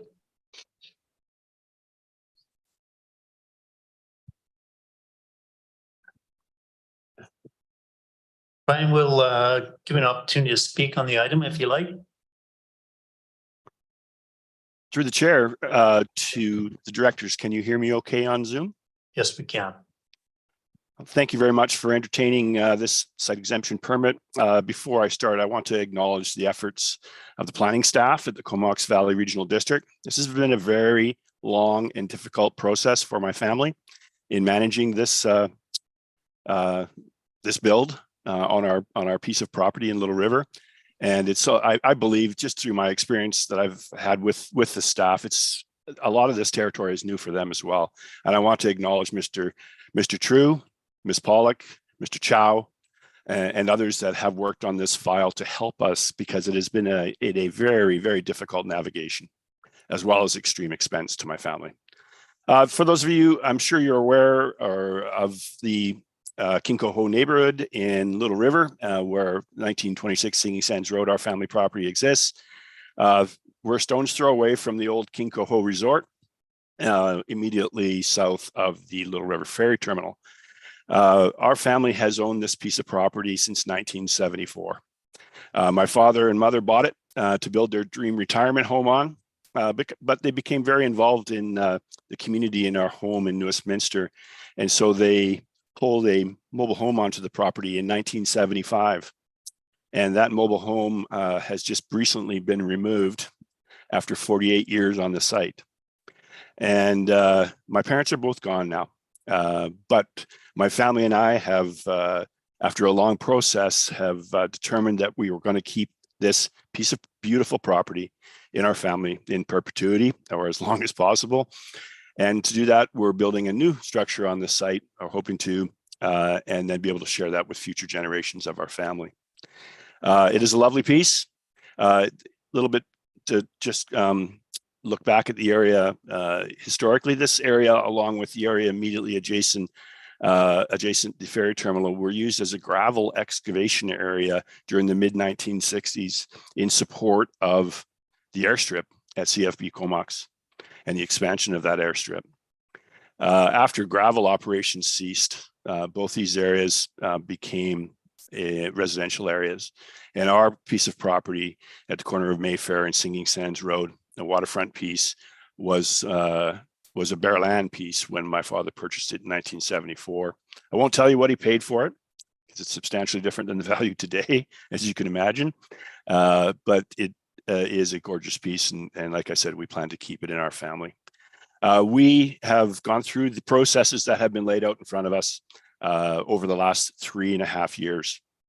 And through that process, of course, we also had a worldwide pandemic, incredible changes in supply chain, escalating costs, difficulties in finding appropriate local contractors. There was a number of hurdles as well as this process piece. But we're coming to a point now where we're very hopeful that we'll be able to move forward, understanding fully the expectations that the engineer's report has laid out in terms of keeping ourselves safe moving forward. So thank you for listening to this and taking this into account as we look at next steps. And I'm available for questions. Thanks, Ron. I called you Brian earlier. I apologize. So, okay. Director Arbor, you have a comment or question? Yeah, thanks. And Mr. Coulson, I really appreciated your story. I see the passion you have for the property, and I would have the same. And you probably heard, I think you were online too when we had the discussion prior around the dilemmas around continuing to build on the oceanfront and the risks and the novelty. And 3.5 years is a long time. And I want to acknowledge that it must have been very taxing on your family. I think I know others, my area is full of waterfront property, and everybody is going through these processes thinking, getting the permit will be 3 or 4 months. And again, as all these things starts to land on us, I appreciate the good humor with which you presented, because some people are downright mad about it. So, it's very costly, and it's a problem that's not going away. I just wanted to draw attention to, the technical report. I thought that as presented by staff here, Michael Haney, and this section on risk, I thought was particularly well done. But there's like 11 steps that you're responsible for in terms of the owner. The owner is responsible. And I think that's why I'm starting to ask questions to staff around. At what point do we?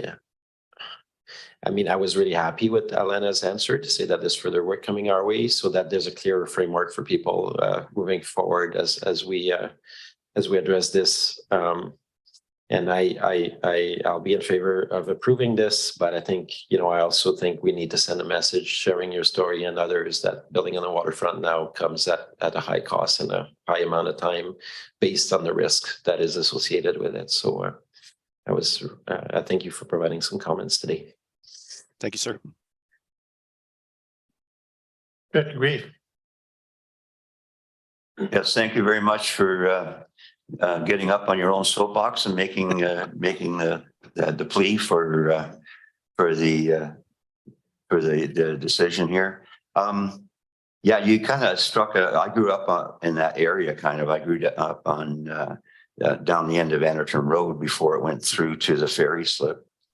And we used to go down there back in the days when they were mostly just plywood shacks that people put up for summer homes and whatever.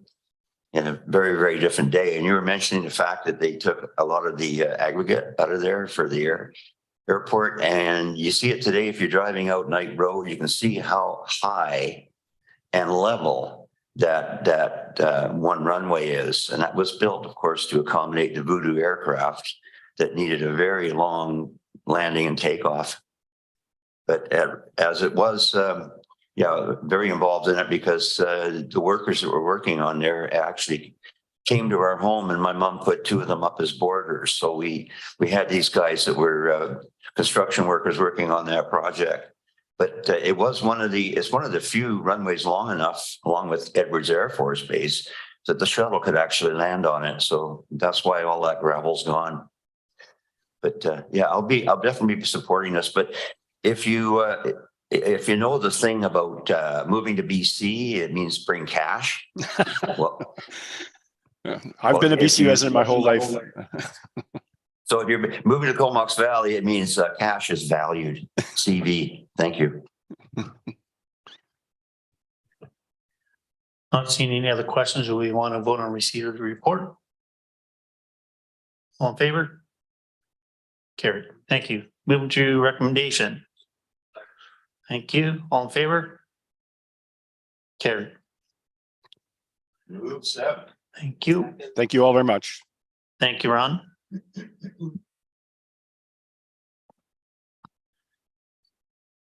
Item number 7. Mr. Chair, item number 7 is a proposed zoning bylaw amendment. And Jody McLean, our senior planner, will be introducing this staff report and answer any questions that come from it. Jody. Thank you. Through the chair to the directors. So this proposal was reviewed by Electoral Area Services Committee back in September and again in March, and it's back in front of you for consideration again. To refresh your memory, the owners of a 20-hectare lot on kilometer about 10 of Forbidden Plateau Road, they've applied for rezoning to enable the lot to allow for its subdivision. Based on the feedback, the applicant has revised the proposal to request the rezoning enable its subdivision into 2 lots instead of the original request of 4 lots.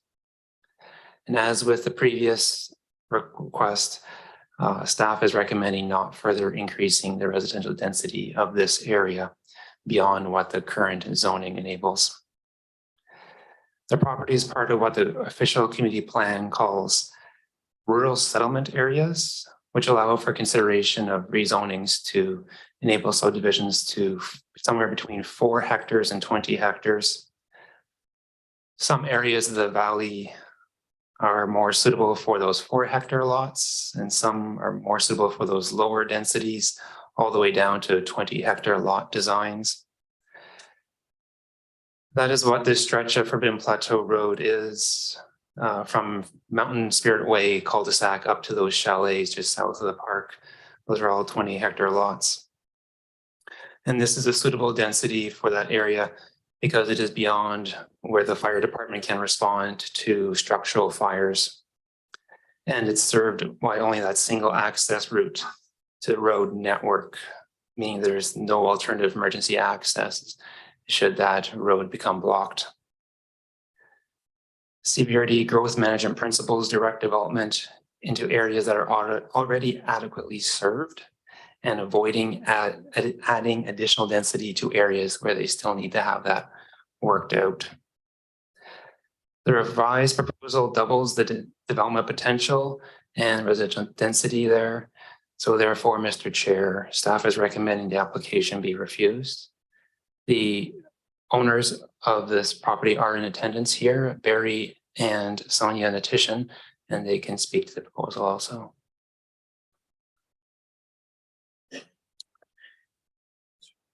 Yep.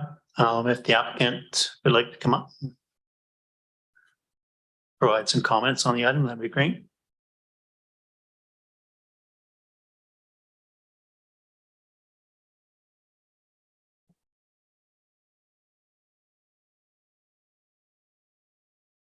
Thank you and good morning, Chair, CEO, Acting COA, Mr. Warren, directors, staff, and committee members. We're very encouraged. Well, thank you for continuing to work with us on our proposed zoning bylaw amendment. We are very encouraged by the director's willingness to request staff provide some options in order for us to move forward with this application, supporting our intergenerational living plan for our family. Following our last meeting, the directors requested staff to propose alternatives based on a focus to amend the rezoning request to divide the 50-acre parcel into 2 25-acre lots with 2 residential dwellings on each lot, as opposed to the original 4-lot subdivision that we requested. This was suggested by Director Greaves, given the minimal increase in density. We advised staff on May 1st that it was our request to proceed with this alternative. Also, in our last meeting, Director Arbor stated that with these rezoning requests, it becomes part balancing the RGS and the zoning bylaws to what makes sense to the community. With respect to this, we believe the best stewards of the forest in the Upper Forbidden Plateau area are the local community members. Building to fire smart guidelines is top priority for all new development in the area. The Plateau Residents Road Association Preparedness and Evacuation Plan, and as previously mentioned, they have confirmed their willingness to work with us as a community-led initiative, and this makes sense to the community. We feel our initiative with respect to mitigating fire risk is worth mentioning again at this time, as supported by Director Grieve in the last meeting. The opportunity for donated land to help support the community to mitigate fire hazard is an important factor when weighing out whether this application should be approved to the next level.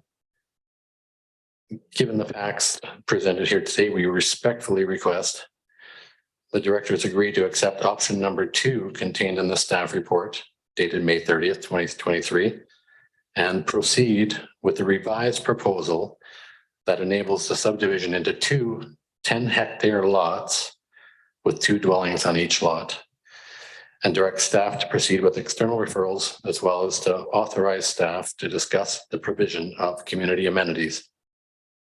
Thank you for your time and consideration. Mr. Chair, may we request that if needed, we are able to speak again. Thanks, Barry. We'll keep you up with the podium. We're going to open up to questions for directors. Director Grieve, you had a question? Thank you, Mr. Chair, and through the acting CEO and the chair. The offer of digging a well or putting in a holding tank and offering some property with the, say, have a shack with some firefighting apparatus on it is still on the table. Because I know that the staff were saying that that having more density increases risk, but you might know my alternate director is a forester, and he offers that quite the contrary, that the more eyes and ears you have on the ground, the better. And fires aren't usually caused by residents, they're caused by visitors, because the residents aren't going to risk their investment. So it's a hard one. You could proceed with a 514, which would be something that the province could weigh in on, which would be a subdivision for family member, which is a provincial statute that we don't have a lot of control over except to recommend it. But yeah, so I think that we talk about, I'm just reading from Michael Rock here, reading your note, he says, are you wildfire risk? I don't think extra dwellings increase the risk. If CBRD is concerned, then we should establish rules for fire smarting new homes in the RD and have a fire hazard assessment in the forestry adjacent to the property. So especially, as you probably know, we've been talking about this since 2015, how to bring, fire services up Plateau Road, and it cannot be done in the traditional sense. There isn't enough tax space to put in a proper fire hall and whatever. And now with the closing of the logging bridge to even fire trucks, it makes it a long haul for anybody from Courtney to respond. So I think I think we should send this back to to move it forward, I should say, and send it back to our Area C advisory panel for more discussion and see what we can flesh out. I think some of the suggestions made would be that the Plateau Road Society could be the body by which money could be funneled in. And if the owners are willing, and a well in the property would be their contribution, that, we could, one house per 10 hectare is not density. I mean, I know at my age, I can probably get lost in 10 hectares of land, get disoriented, sort of like Mr. Fonda there. So, you know, I would be supporting going forward with it. If you talk about a total of, because right now you can build 2 houses on that property. If you wanted to split the title, you could go to a 514 and get the title split by the government. If you go for just 1 house per 10 hectare, then that would be supportable, I think, by anybody's standards. Who's to say in the future we wouldn't consider the possibility of a little more density up there, because there is quite a few people up that road. And we do have a real concern with quite a few roads in my area that are dead ended. I talk about Macaulay Road for one, Spike Road up until recently was a dead end. So in situations of wildfire, those are really bad situations. So I think anything that would renew the conversation at our level about fire smarting that area going for, you know, if we have to, I think we have, you know, issues with our own staff capacity, but if we can funnel money through a nonprofit like the Plateau Road Association, create something. Because another thing I know from our previous meetings on this is there's quite a few residents on that road that are foresters, already have their fire smart. They can fight wildfires. So it's just a matter of having a place to muster to and having that equipment. So I'm not in favor of denying it. I am in favor of moving it forward. Thank you very much. Thanks for your comments there, Edwin. Director Harbour.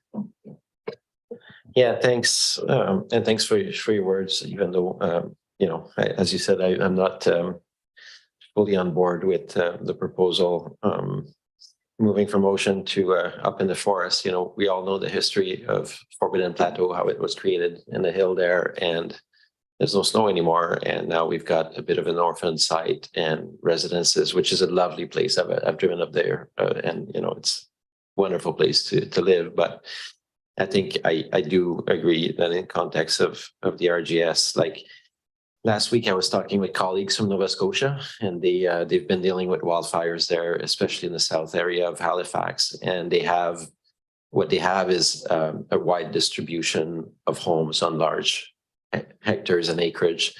And with the rate of forest fires over there, it has stretched their resources to the max, and they're losing multiple homes.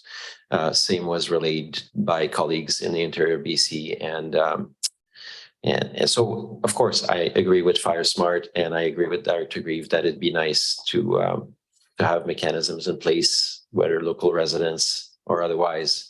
But I'm always wary of you know, approving something that heads in a direction without having the existing supports already in place. And so if all these things would be in place, I think maybe our staff would say actually fire risks is minimized because we have all these things already in place.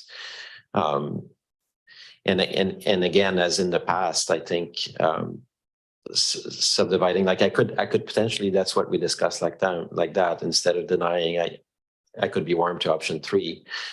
If there's a value in subdividing, and as Director Grieve said, and having a home on each lot, I could look at that. But in terms of the other plan, I'm still not quite on board. So I'll leave it to Director Hardy, Chair Hardy, to have his own comments if he wishes, and then we'll see where we land.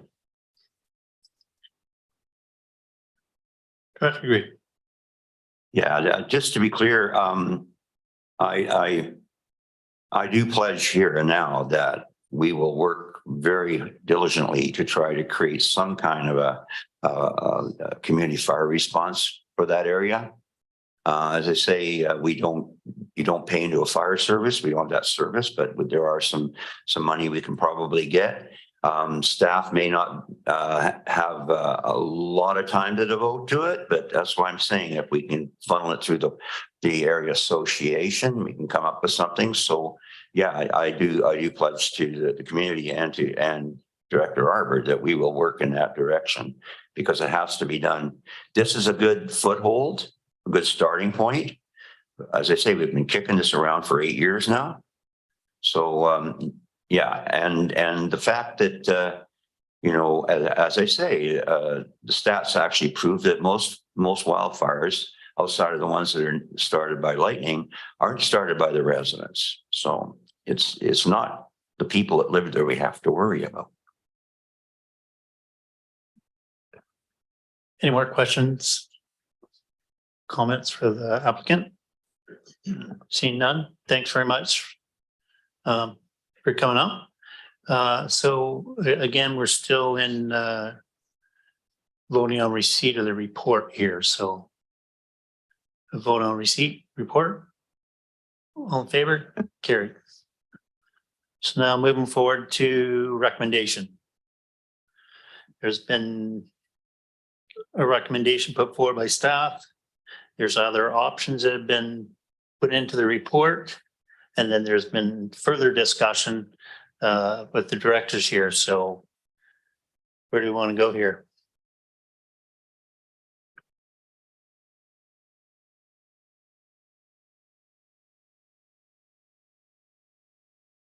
Director Grieve?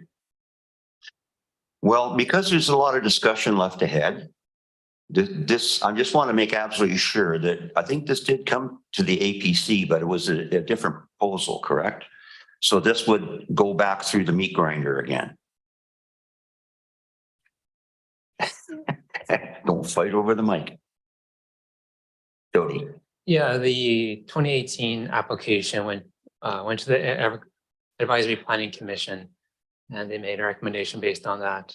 That application ended up being refused by this committee here. And now this is a new application.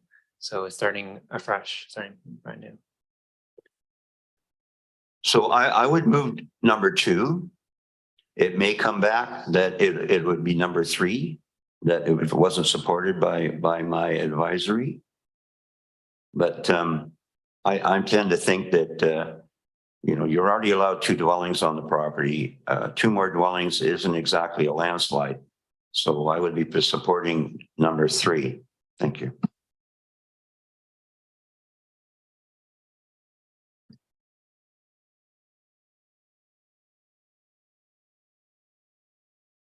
So we want to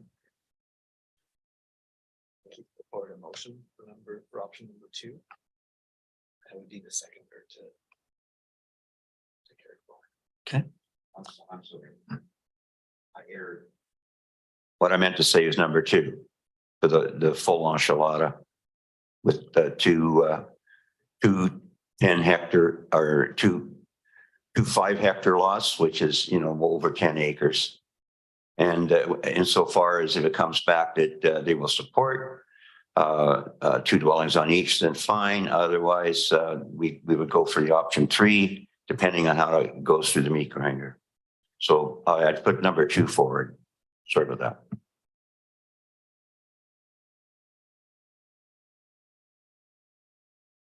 All right, so we're voting on option number 2.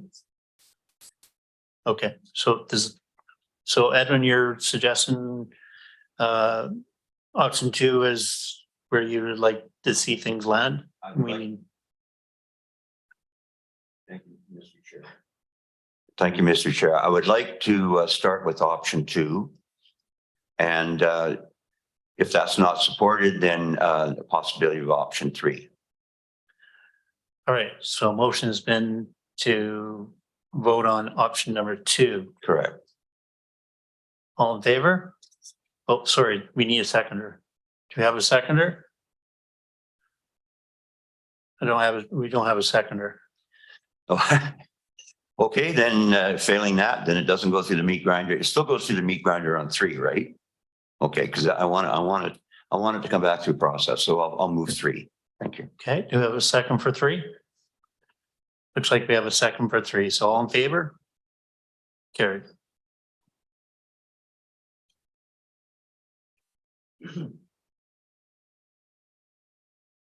All righty, moving to item number 8. Do you want to get into 8 or do we want to take a lunch break or how's everybody?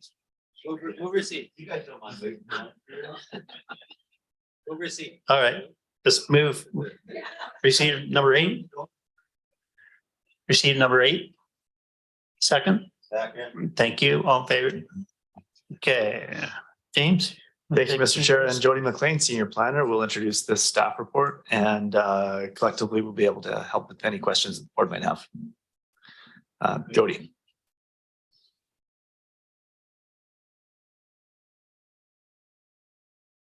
Thank you once again. So this application is back in front of you again. The owners of these 5 properties here, which includes the Saratoga Motorsports Park and the surrounding lots, have made an application back in 2020 to amend the zoning bylaw affecting these lots. And that resulted in bylaw 683, which is on your screens there.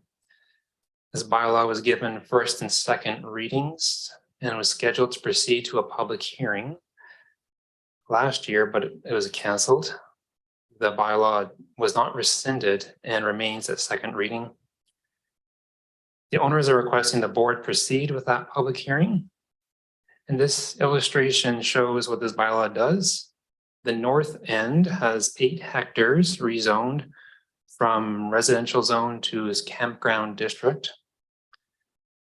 This campground district has very similar regulations as to how the zoning bylaw deals with the campgrounds and its tourist commercial zones, with the exception that this zone would require double the size of the campsites and allow no stays over 6 months, whereas the other campground zones do allow for some stays over 6 months.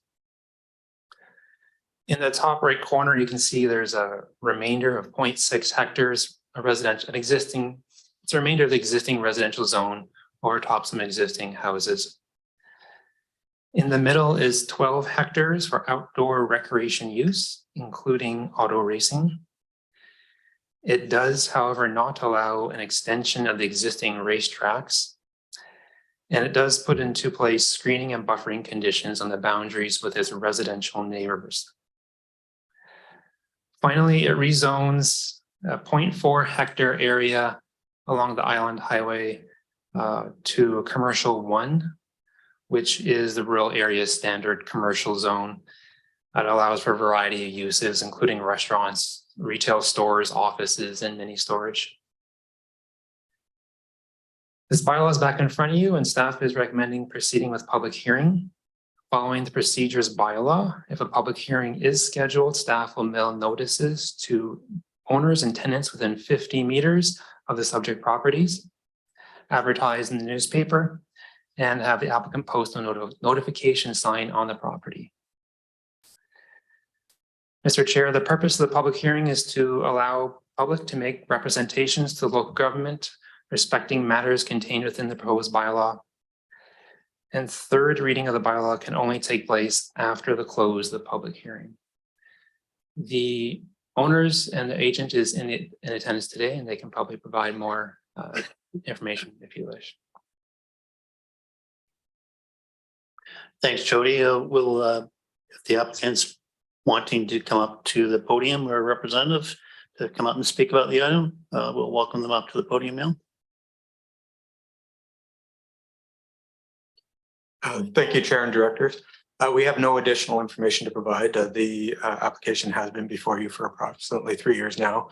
Jody has done a great summary of what we have before you. However, we are here to take any questions that you may have of us.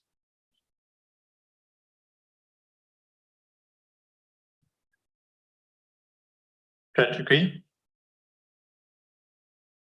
Thanks very much. The never-ending saga of Saratoga Speedway. I noticed when this has come back, there was some discussion previously about maybe voluntarily limiting some of the campsites. And I'm just curious if that's still on the table, because I'm thinking it's what, 151 or something campsites. And I'm just wondering if it could be something that, because of trying to allay the fears of some of the residents around the amount of campsites, maybe it could be something that could be phased in 2 sections. I mean, it might not be economically feasible to lay all those pipes and stuff, but I'm just wondering if that is something that would be a consideration that we could move forward on, and then at a later date, perhaps once the fears have been alleviated, it's already zoned, you could go ahead with some more campsites. First question. All right, thank you. Yeah, so we submitted an additional site plan. It's reduced the campground from 168 to 147 sites. We'd service approximately 100 of them. The balance would be dry camping, and it would be split into 3 phases. So first phase built hopefully next year, but perhaps the year after. We just see how timing goes with the project.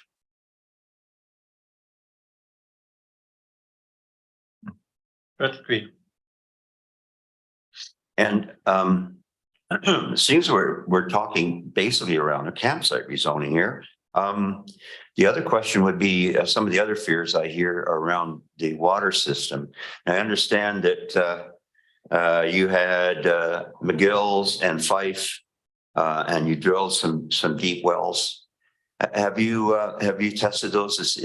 Are they, first of all, I got tons of questions. Are they? Is it possible that the campsites, that those could be treated water for the campsites, or is the plan to use the Black Creek Oyster Bay system for potable water? The plan as of today is to use the 2 new wells, and they have been tested. There's plenty of water. It's been tested for water quality, and it all passes the guidelines as of today. Yeah, and for the gallery as well, I would say that Antonio Brasso from GW Solutions says that particular aquifer is not the same aquifer we have on our wells at the Black Creek Oyster Bay system. It's a slightly different aquifer. That aquifer is in the basin of the Oyster River, so it wouldn't affect that water system. Okay, well, I'll back out after 2 and come back with some more questions and leave the floor open. Yeah, thanks, Chair. I was wondering what was happening last night. My phone just kept buzzing, and I'm sure it's the same for the 2 directors. Ding, ding, and so the emails started coming in, and Saratoga, and I think we're at 25 or 30 emails of people already expressing concern, but also many of those emails were expressing support for a public hearing, so that's the proper process for it. I would even say that it may be good. I might propose today that 6 or 7 of us travel to Black Creek rather than the other way around. I think there's a lot of interest in the community around this one, and we could save quite a bit of travel if we decided to schedule it at Black Creek Hall or something like that. But all that is before us today is really the decision whether to go to public hearing or not, and I am supportive.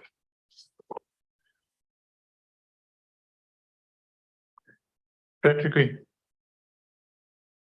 Sticking with the campsite rezoning, I understand also that you proposed that there would be no open fires. Yes, that's correct. As part of our policy with the campground, we would have no campfires. It would be, your propane fire pit, electric fire pit, etc. Which is pretty well standard now. Pretty standard now. Yeah. Okay. Thank you.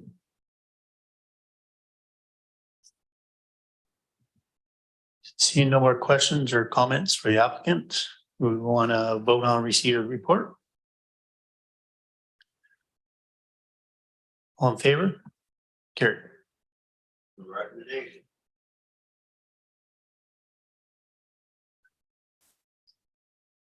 So, Director Arbor? Yeah, thanks. Before I may, if Dr. Grieve allows, I'd like to ask staff if it is possible to set up the public hearing in Black Creek.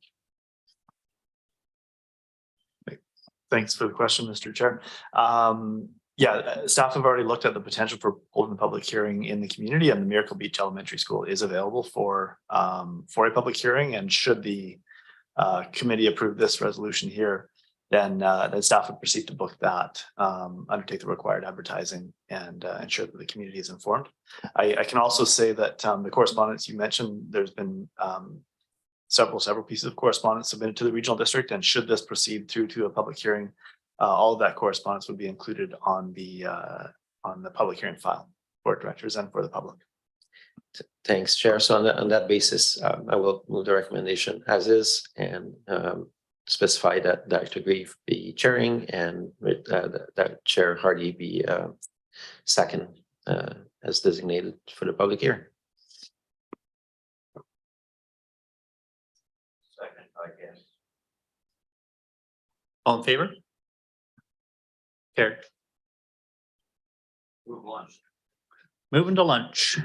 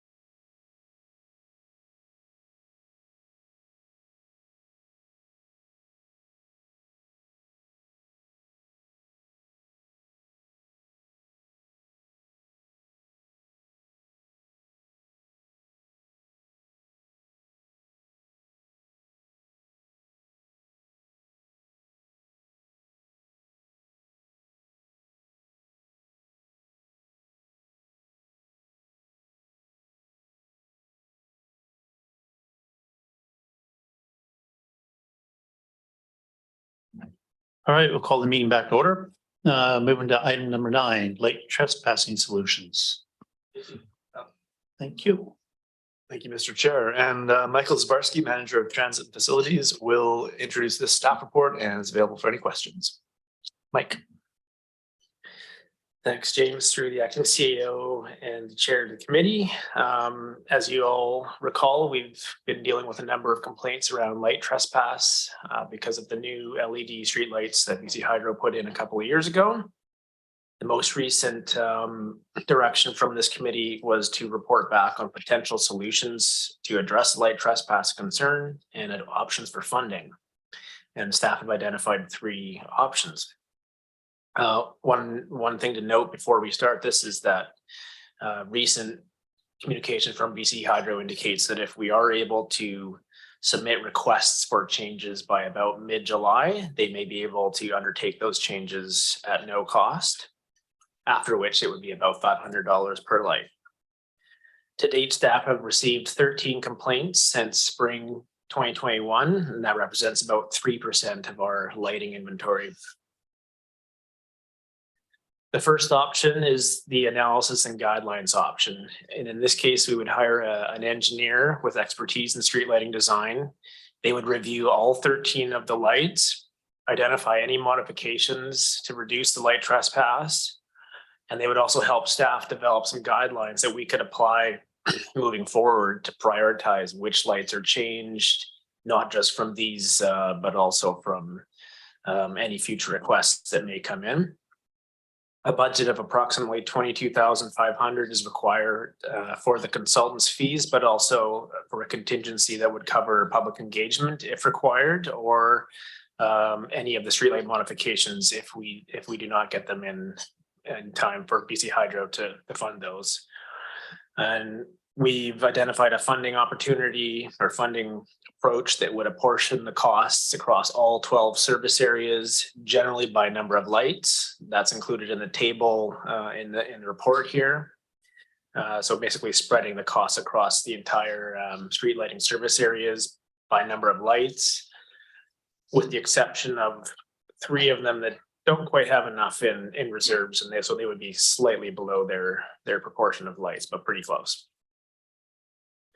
Option 2 is that the committee directs staff to request that the complaint lights be changed from 75 watts to 39 watts and from 4,000 Kelvin to 3,000 Kelvin, that's the color, except at intersections or along Highway 19A, of which there are 2 that meet those criteria that would not be changed. This may satisfy the majority of complaints, but it's not certain that it would satisfy all of them. And this option also has an increase to our liability exposure because these lights would be slightly less bright and less consistent. And so there would be some effect on roadway safety. The option 3 is the no action option. This would avoid the program expense and take into consideration that there's only a small number of complaints that we've received, and that any program to make changes could open the door to an ongoing number of new complaints that may require the development of a longer term program and funding. Finally, we are waiting for a little bit of information from a lawyer regarding the level of risk and liability exposure associated with these changes. If we hear back from the lawyer that the risk is large and that the committee has directed us to pursue option 2, we would hold off on pursuing those changes. If we hear back that the risk is minimal, staff would continue to pursue those requests through BC Hydro. And with that, I'm here to answer any questions. Director Hammer? Yeah, thanks to staff for that good work on this and laying out some clear options. I think it's great to have a pathway to resolution. It's been around for ever since the light got installed, so it's good to hear some of the approach proposed, and I think that the cost is currently acceptable, and it's nice to have the table and reserves as well. So I'm in favor of option 1, and I guess one of the little key bits in option 1 developing the guidelines. You know, I guess it's probably as important because if we address those 13, some people in the neighborhood might realize that all of a sudden it's an option. I think my message would be, we've definitely heard from people who have had sort of somewhat not egregious situation, but really disturbing to their lives. So I wouldn't want the public to think that we're going to go and change all the lights as a result of this exercise, but really for people who have been unduly affected by just basically, usually it's just the angle and where their bedroom might be and such. So I think it'll be good to have a guideline in case one or two more people come forward. And I said I would recommend option 1 over option 2 because option 2 I think is we'd basically making a call on, you know, not being sure ourselves whether that will satisfy people. I'd rather do it right and have a consultant who knows these things kind of advise us. So and I don't see taking no action as a great route. I've heard a lot from those who are affected about this, and since we did have a say and opportunity when BC Hydro initially considered which lights to put in, you know, I think we can take a little bit of responsibility, and at that cost, it seems like good public approach. Thanks.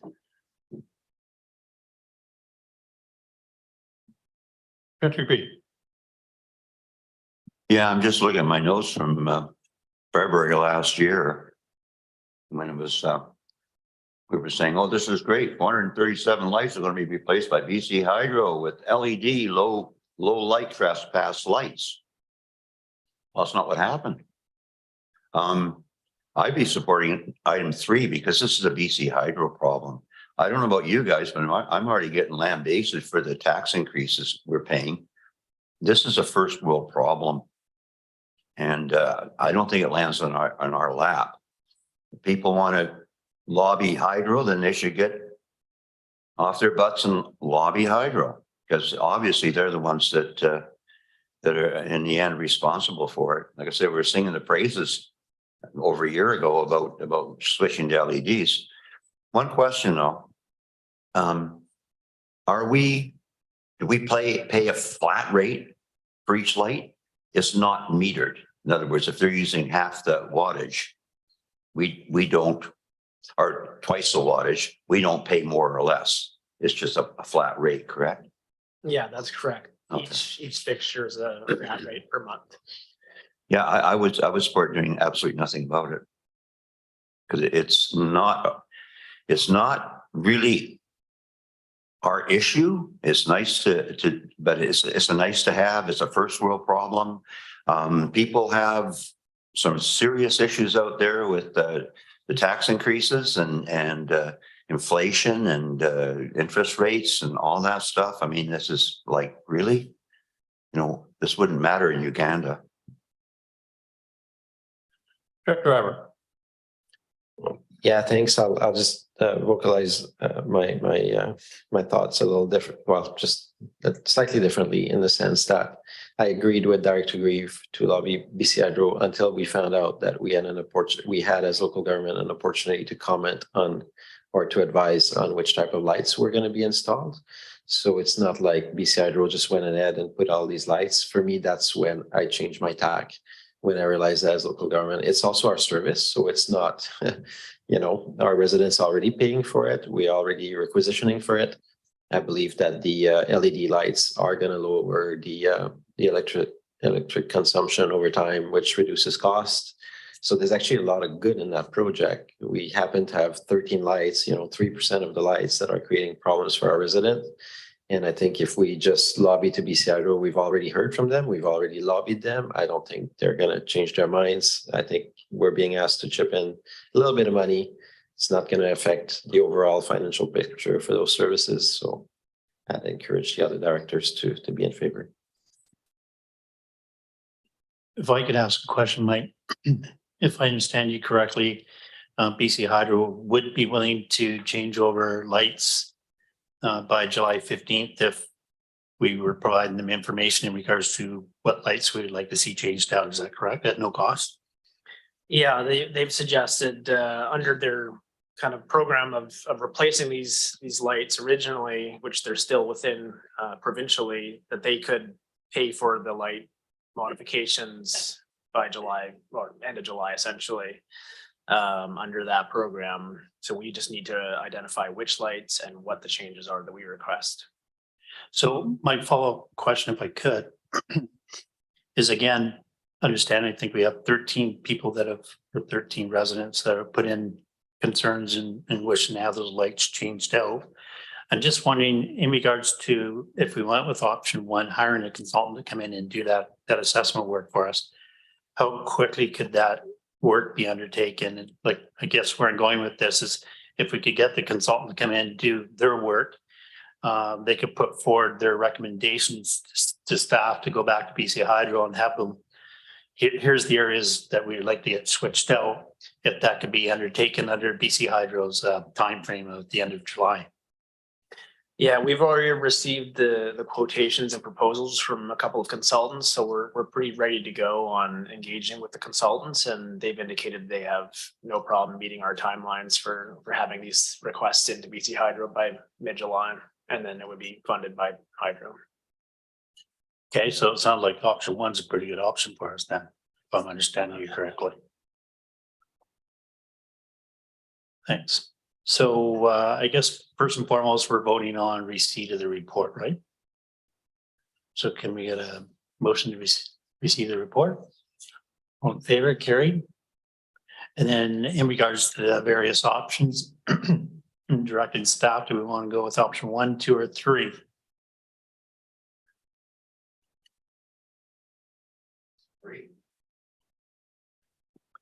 We have Director Arbor voting on 1. Do we have a second? Oh, well, second on 1.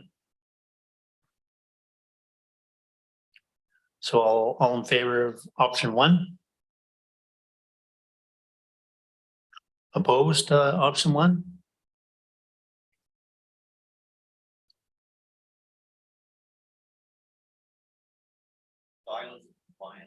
Okay, all carried. Thanks. All right, nice job there, Mike. I know that was a big one. Moving to number 10, item 10 on the agenda. So thank you. Carried. Thank you, Mr. Chair. And Jerry Monteith and Vince Van Tongeren are here to introduce the staff report, the Gemstone project, and which is looking for CVRD support. So over to Vince, I believe. Yeah, thank you, James. Through the chair and the CAO, the purpose of this report is to introduce the genomic, environmental, microbial source tracking for oceans, nature, and the environment, aka Gemstone project, to this committee, and to get this committee's support for a financial contribution to the project from the regional district. This project will be led by the BC Centre for Disease Control and UBC's Department of Pathology and Laboratory Medicine, and it includes participation from several other groups and agencies, including the BC Shellfish Growers Association, the Malahat Nation, Environment and Climate Change Canada, and the BC Ministry of Health. This project will work to address the key challenge in identifying sources of marine fecal contamination through the use of microbial source tracking tests. This data can then be used to inform mitigation strategies and develop policy changes that will reduce contamination at the source. The total project cost is estimated at $500,000, of which the Genome BC Genesolve program could award a maximum of $250,000. And the project team approached the CVRD for a funding contribution in advance of a May 15th deadline for application to this program. And CVRD staff provided a letter of support, including a $10,000 financial contribution from the CVRD pending approval of the board.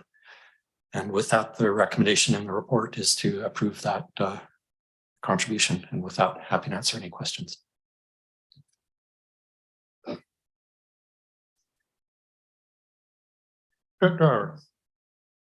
Yeah, thanks. The timing of this is really interesting because at 9:30 this morning, I received some notes from the Bainstown Eco Forum, and they're kind of trying to get into that direction as well.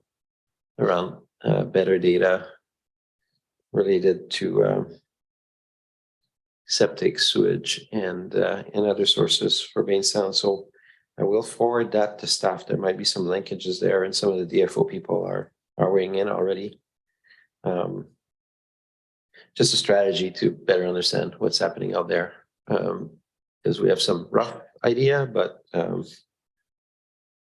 and obviously we have some really significant projects around this, but it would be sad if we did all those projects and then the impact was the same on Bainstown. So I think that doing this kind of project is really worthwhile. And I don't know other roles in your in your universe, but I'm supportive. Thanks.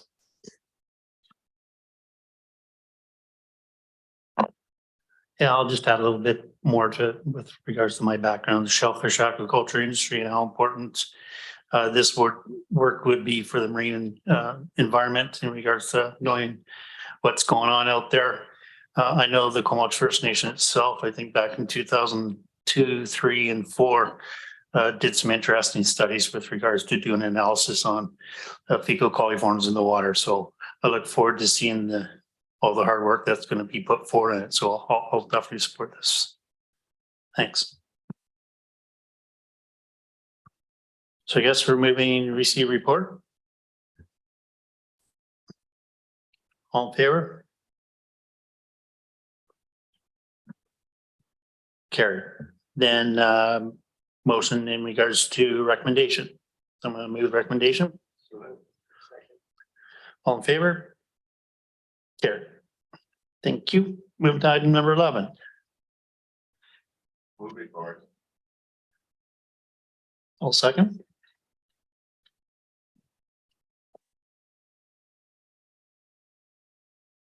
Mr. Chair, Chris LaRose, our Senior Manager of Water and Wastewater Services, will introduce this staff report. Has a short PowerPoint to go with it, and we'll be able to field any questions. So Chris, over to you.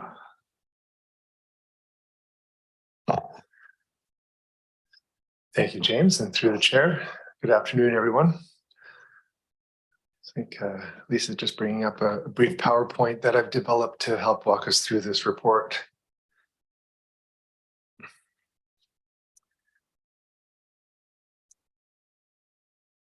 So, just bear with me.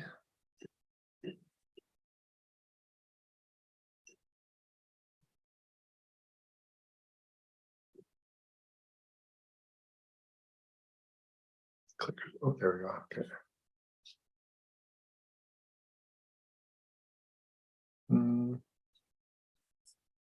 No.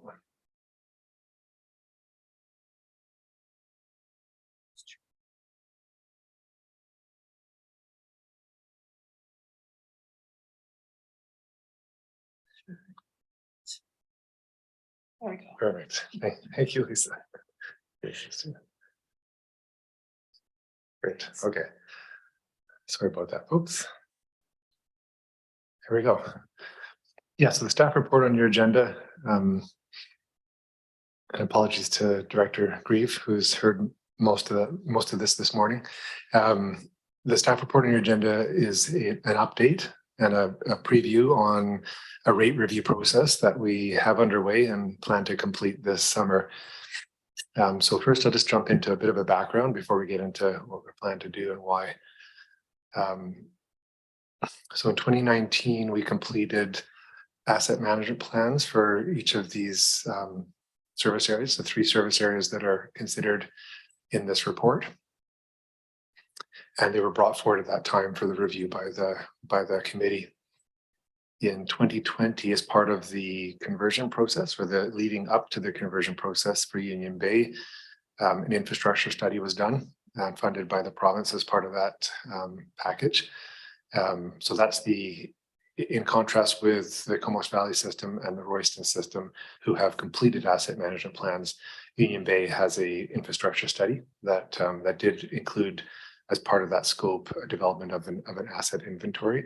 So we're a little bit behind on the Union Bay system, but we plan to catch up this summer, and it won't we'll be allowed, we'll be able to complete the same level of rate review for that service as we do the other two. And then over the past several years, of course, we've seen significant inflationary cost pressures. So those have also been considered in the work to date. So just a brief refresher on the asset management planning. So that which included a comprehensive inventory of all assets for these systems, including all the in-ground infrastructure like water mains and service connections, as well as reservoirs, pump stations, treatment plants, etc. It estimates the replacement values of the infrastructure and the expected service life. So a combination of those two give us an idea of what it's going to cost and when, and to help inform how much we need to be saving. And then the plan recommends prioritization of replacements based not only on the expected service life, but also on the criticality of the asset. So how important it is to the service, because there is a range. And then the risk, ranking and prioritizing the replacements based on the risk of failure and the impacts. So I just got a summary of each of the three systems just to provide some context. So for the Comox Valley Water Local Service Area, so which is wrapped around the core area of the two municipalities, we have just over 40 kilometers of asbestos cement pipe, largely constructed in the 1970s, with an expected service life of 60 years, which puts us into the middle of the 2030s. And so for this service in particular is just linear assets. So we don't have any dedicated reservoirs, treatment plants, that type of thing. For Royston, we have just over 16 kilometers of water mains constructed of various materials, mostly AC, asbestos cement, and PVC. The construction was built over a longer period of time, and you'll see this reflected on the subsequent graph, just showing the kind of the asset replacement schedule. And then depending on the type of material, the lifespan ranges from 50 to 80 years. And for this service, in addition to the in-ground infrastructure, we also have pressure zones requiring pressure reducing PRVs and reservoirs. And then finally, the Union Bay system has 29 kilometers of mains, mostly with asbestos cement with some PVC. Just given the lower level of asset management work done on this system, there is still some uncertainty over the material infrastructure in the ground in terms of lengths and types of materials, but we do plan to have those resolved this summer as part of the new scope. It was largely constructed in 1970s. So at that time, it would have been, just given the age of this community, it would have been largely, I guess some of that would have been new, but a lot of that would have been replacement of infrastructure that was already in the ground. So similar service life for the bulk of that AC is about 60 years. And this system, in addition to the infrastructure of the other services, also has a water treatment plant.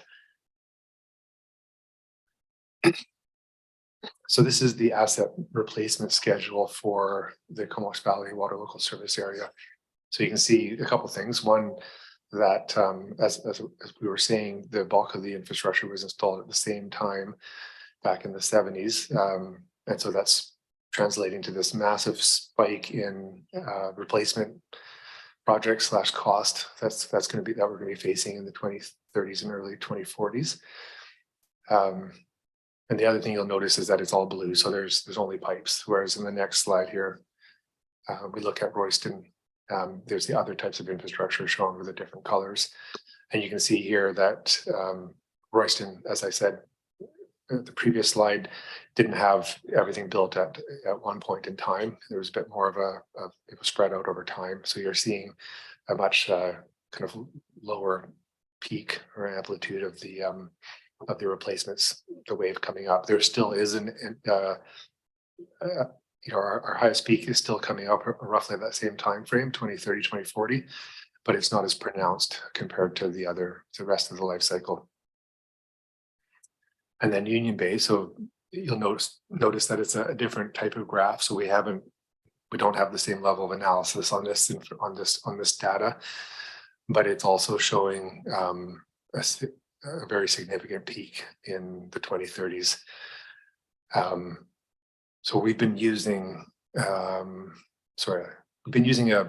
tool, Waterworth, which I'll get on in a subsequent slide. Which one of the things that it does is it kind of smooths out the replacement years for this type of infrastructure. So that hasn't been done yet on this graph, but that's a reflection of that criticality and risk piece, the condition, criticality and risk. In reality, not everything gets replaced at the year that it's due. It depends on how critical the infrastructure is, the ground conditions, are they resulting in failures? Are the impacts of a failure so significant that they need to be replaced first? So what ends up happening is that those mains become part of a main replacement program, and we target the higher priority ones first, and we try and get as much life out of the infrastructure as possible. It ends up delivering a bit of a bell curve. So if rather than replacing all 80 kilometers of main, in the same year, we will be spreading it out.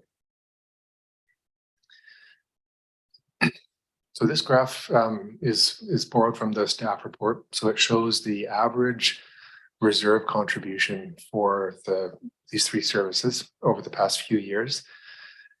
That's the line just above the dark black line. And then it shows the range of recommended annual reinvestment rates, which is referred to as the annual cost of sustainable ownership, ACSO is the acronym.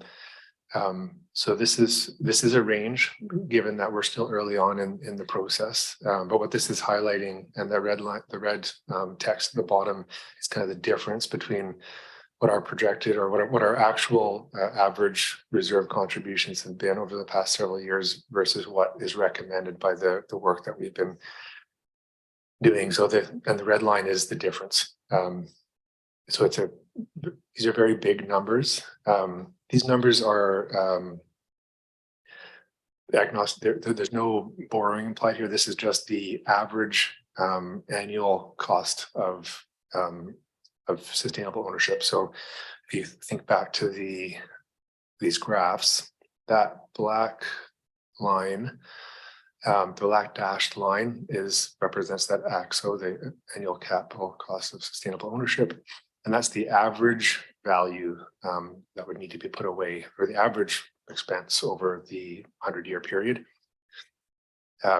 Although these are actually shown in the 25 years. So the average, our average annual capital cost based on our projected asset replacements for 305 Comox Valley Water Service Area range between 1.2 and 1.9 million.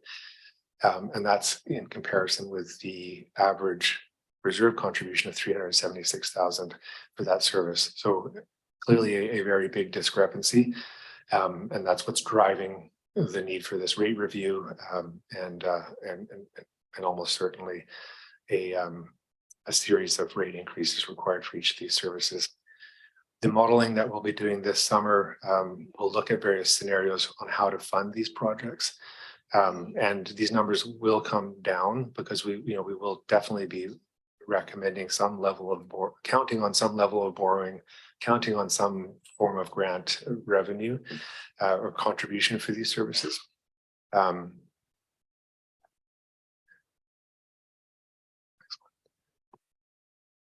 So yeah, just a brief summary of the process. So and just to summarize, I guess what I mentioned in the last slide. So there's significant risk to the services if adequate reserves are not collected. One being certainly excessive future borrowing, and what we've seen in our modeling to date is that borrowing effectively doubles the cost to the service over time.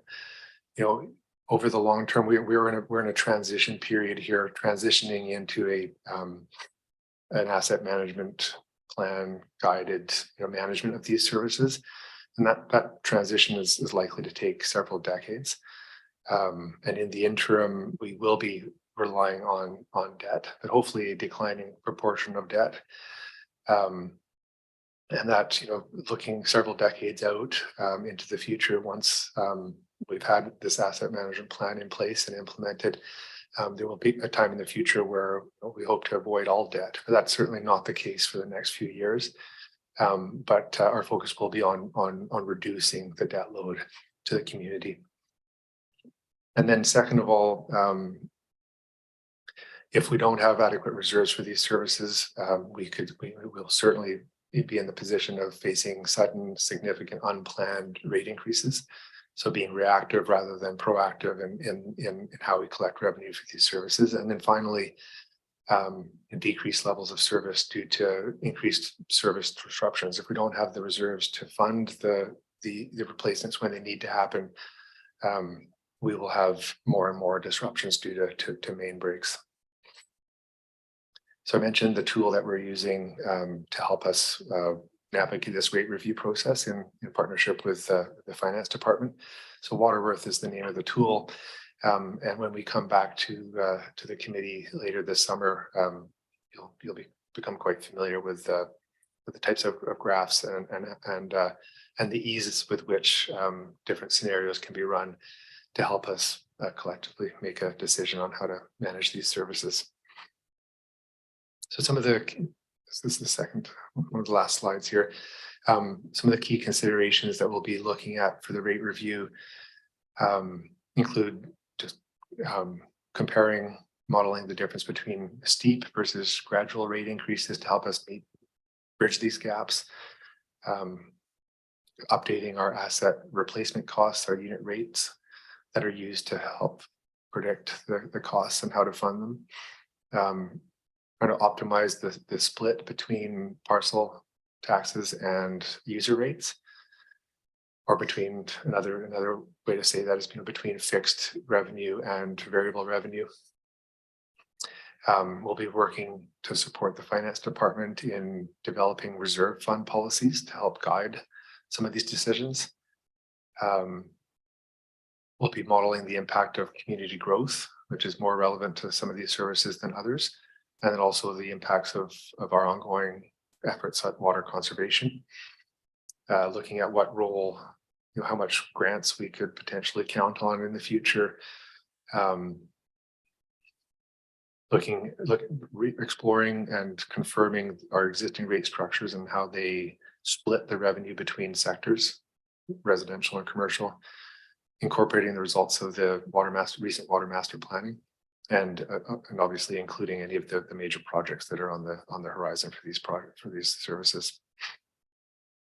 And this is just a graphic showing the key output from the Union Bay Water Master Plan, and just highlighting that we'll be embedding all of those key projects within this rate review. And so finally, just next steps. So we'll be reaching out to the public in July and beginning to inform them on the process that's underway. This will be through a bill stuffer. And then in August, we plan to come back to the EASC with the results of our scenario modeling and the draft reserve management policies. And then in September, we plan to conduct some public information sessions, at least one per service area. And then come back to the committee with the results of that engagement. And then move to embed the results of this rate review into the financial planning process that'll start towards the end of the year. That's all I have, but I'm happy to answer any questions. Thanks, Chris. Director Armour? Yeah, thanks. Just doesn't feel as bad as the Graham Lake situation, but looks like we're heading that way with some of these services. That's deeply concerning today, especially since I thought in regards to the Royston service that in 2018 we had done asset management and I started to adjust the rates, but now I'm seeing more adjustments. So the question from residents and myself is, when does it end? Do we come back every 3 years with massive rate increases? Like, did we do the work correctly 4 years ago, or what has changed? I'm a bit peeved to see that situation. I would like to actually defer all this work for a couple of years. I think there's bigger questions that we will need to answer around growth, especially around Union Bay and Royston, and in our partnership with KFN and the upcoming Union Bay Estate development. These, like I just calculated, you didn't do the per home cost per year, but for Union Bay, I did it quickly. It was easy numbers, 700,000 bottom line by 700 homes. That's $1,000 increase per home at a time where we're trying to get the community on side with a sewage system, which will be equally costly. I think it'd be a huge mistake to actually go to the community right now with a set of unknown water rates and a lot of study around this. I also have questions before we go to the community is whether we can pre-identify synergies. So for example, if the sewage project moves forward, can we put in the water lines at the same time as the sewage lines and find some savings there? I don't know. I have a lot of questions, I think, before we go to the community. I think it may actually lead, and I just left, but I would say I think it leads to planning questions around what we're going to look at in terms of the density of these neighborhoods. We've already talked to Brian McMahon around this third phase for the last couple of years around trying to move from single residential to multi-units. And he was interested in exploring that because of the cost of infrastructure. So I would like to see all of those things have better answers as we embark on all this. It saddens me that and then the second is the piece that I've talked about, but I still don't have a lot of feedback on is how much of that is. So, okay, I know regulations in terms of pipes, it's probably minimal, the impact of regulation. Maybe in terms of treatment, we know there's an impact. But I still have a question like, there's the gold standard, there's the silver standard, there's the bronze standard. I'm still not sure that staff have demonstrated that going by the gold standard is that the cost benefit is the best for rural residents. We're going to hear about that in Graham Lake next week, where people say, actually, the pipes are not, It's different. Sorry. So anyways, I just feel like we're having such large issues right now that to ladden this one, to especially Royston and Union Bay at this time. Royston just went through it. I just explained to them. And I basically said 2 years ago, hey, we just did asset management plan and the water master plan, and we're good to go. And then 2 years later, we come back and say, hey, guess what? We're doing asset management again and another rate increase. So I'm just confused. And I would prefer to defer this work for a year or two while we focus on other very significant issues in the communities. Can I respond or speak to that? Please. Yeah, sure. Through the chair. So maybe to your first question. So asset management, you're right, was completed 2018 and 2019. Since that time, we have been talking about a comprehensive rate review on an annual basis. So that part shouldn't be a surprise. The process has been delayed several years, which is, as we'll see this summer, navigating through the process. Has that delay, has contributed to the scale of these increases that are required. But certainly the rate review was also always a necessary follow-up, and the delays, it's a bit of a cliche by this point to point to the pandemic, but it's a very consultative, focused process. And we just didn't feel at liberty during most of the last 3 years to embark upon something like this, particularly during the COVID renewal plan. A lot of the pressures, unknown pressures, uncertainty that was coming about through that pandemic. So every year of delay in addressing this deficiency and shortfall really does put us farther and farther behind. So we've now, we've come back. The COVID renewal plan ended at the end of 22. And this is a really high priority for the water system for finance and support of us. Just given we knew the key outcome. These numbers were embedded as a key outcome from the asset management work that was done 2018 and 2019. The annual cost of asset replacement was included in those reports. So this is, we're getting to the point now where we need to base this together and walk through this type of analysis to understand, just what type of a situation we're in. So that was to the first point. In terms of synergies with, for certain communities where we do have wastewater projects potentially coming up, given the regulatory requirements for separation of wastewater pipes and water pipes in the road, the synergies are minimal. There's a minimum of 3 meters separation required between a wastewater pipe and a water one. So it's not like we can put these pipes in the same trench together. If they were delivered at the same time, there potentially could be some paving savings, but it doesn't seem likely.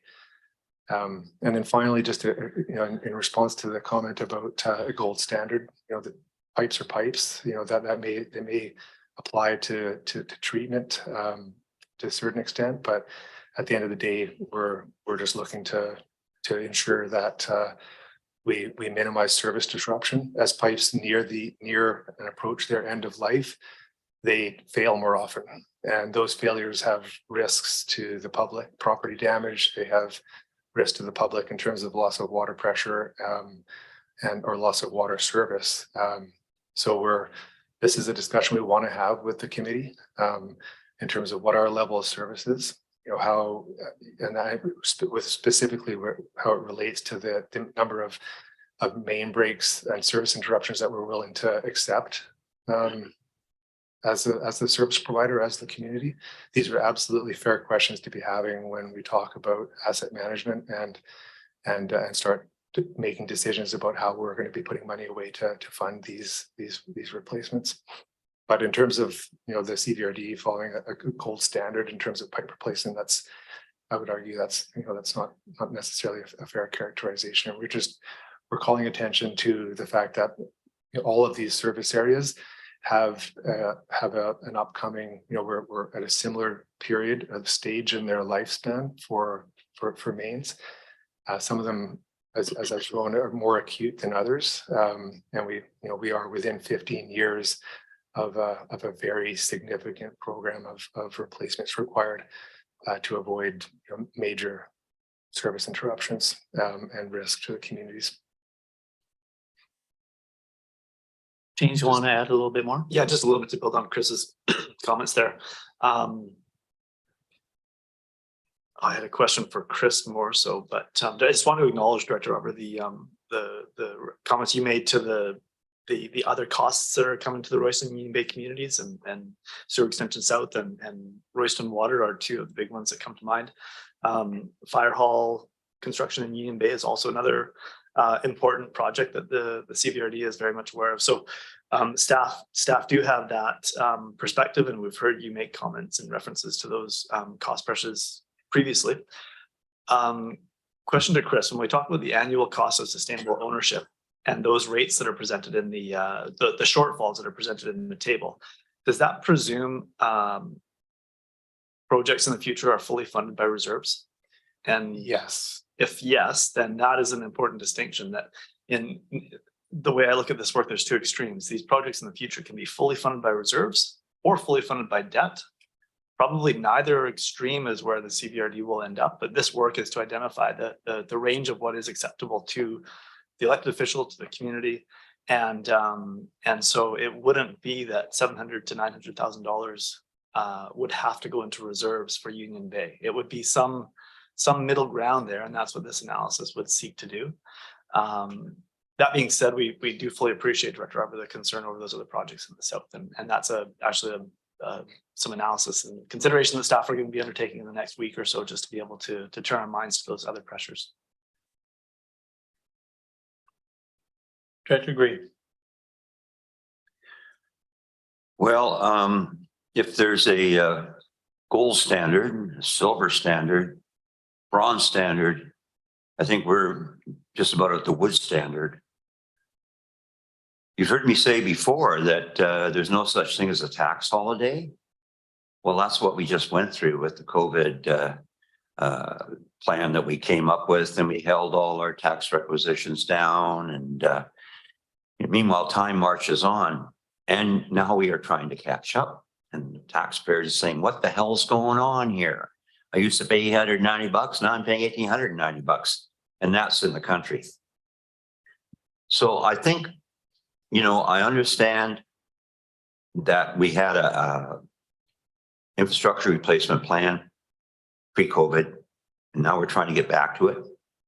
But again, we're trying to maintain that illustrious first world standard on everything.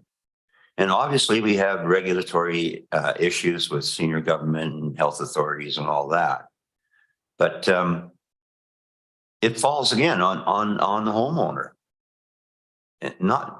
And the other thing is that, you talk about reserves, saving money. Well, anybody's got any money is saving it. Well, there's obviously a little bit of interest rates on the saving end, but inflation is just eating away at this stuff. And I'm going to share a story I said at the Black Creek Oyster Bay when we had this presentation was that, I recall that we needed to replace the Kelland Reservoir on the Oyster Bay Black Creek system. And they came forward and they wanted us to borrow, I think, $250,000. We had money in reserves. If we needed to borrow money to get it done. And the then director at the time, and I said, well, geez, can't we save this up in a year and a half or 2 years time and we won't have to borrow it. So we decided to forego the borrowing and put money in reserves. Well, that was just about the time the American dollar rebounded and price of steel went up. And we used up all our reserves and still had to borrow $250,000 to build the very same thing. So, we're in a very strange economic situation these days. A lot of people, unprecedented for a lot of people that had never been in the era of high interest rates before. So, I'm in favor of emergency response only on this stuff. If we keep putting a little bit of money away, it's just going to disappear. So that means borrowing eventually. Well, interest rates aren't probably going to come down anytime soon. So either way, you're kind of screwed, right? It's meanwhile the pipes just keep rotting away. So you have to do something. I know we talked about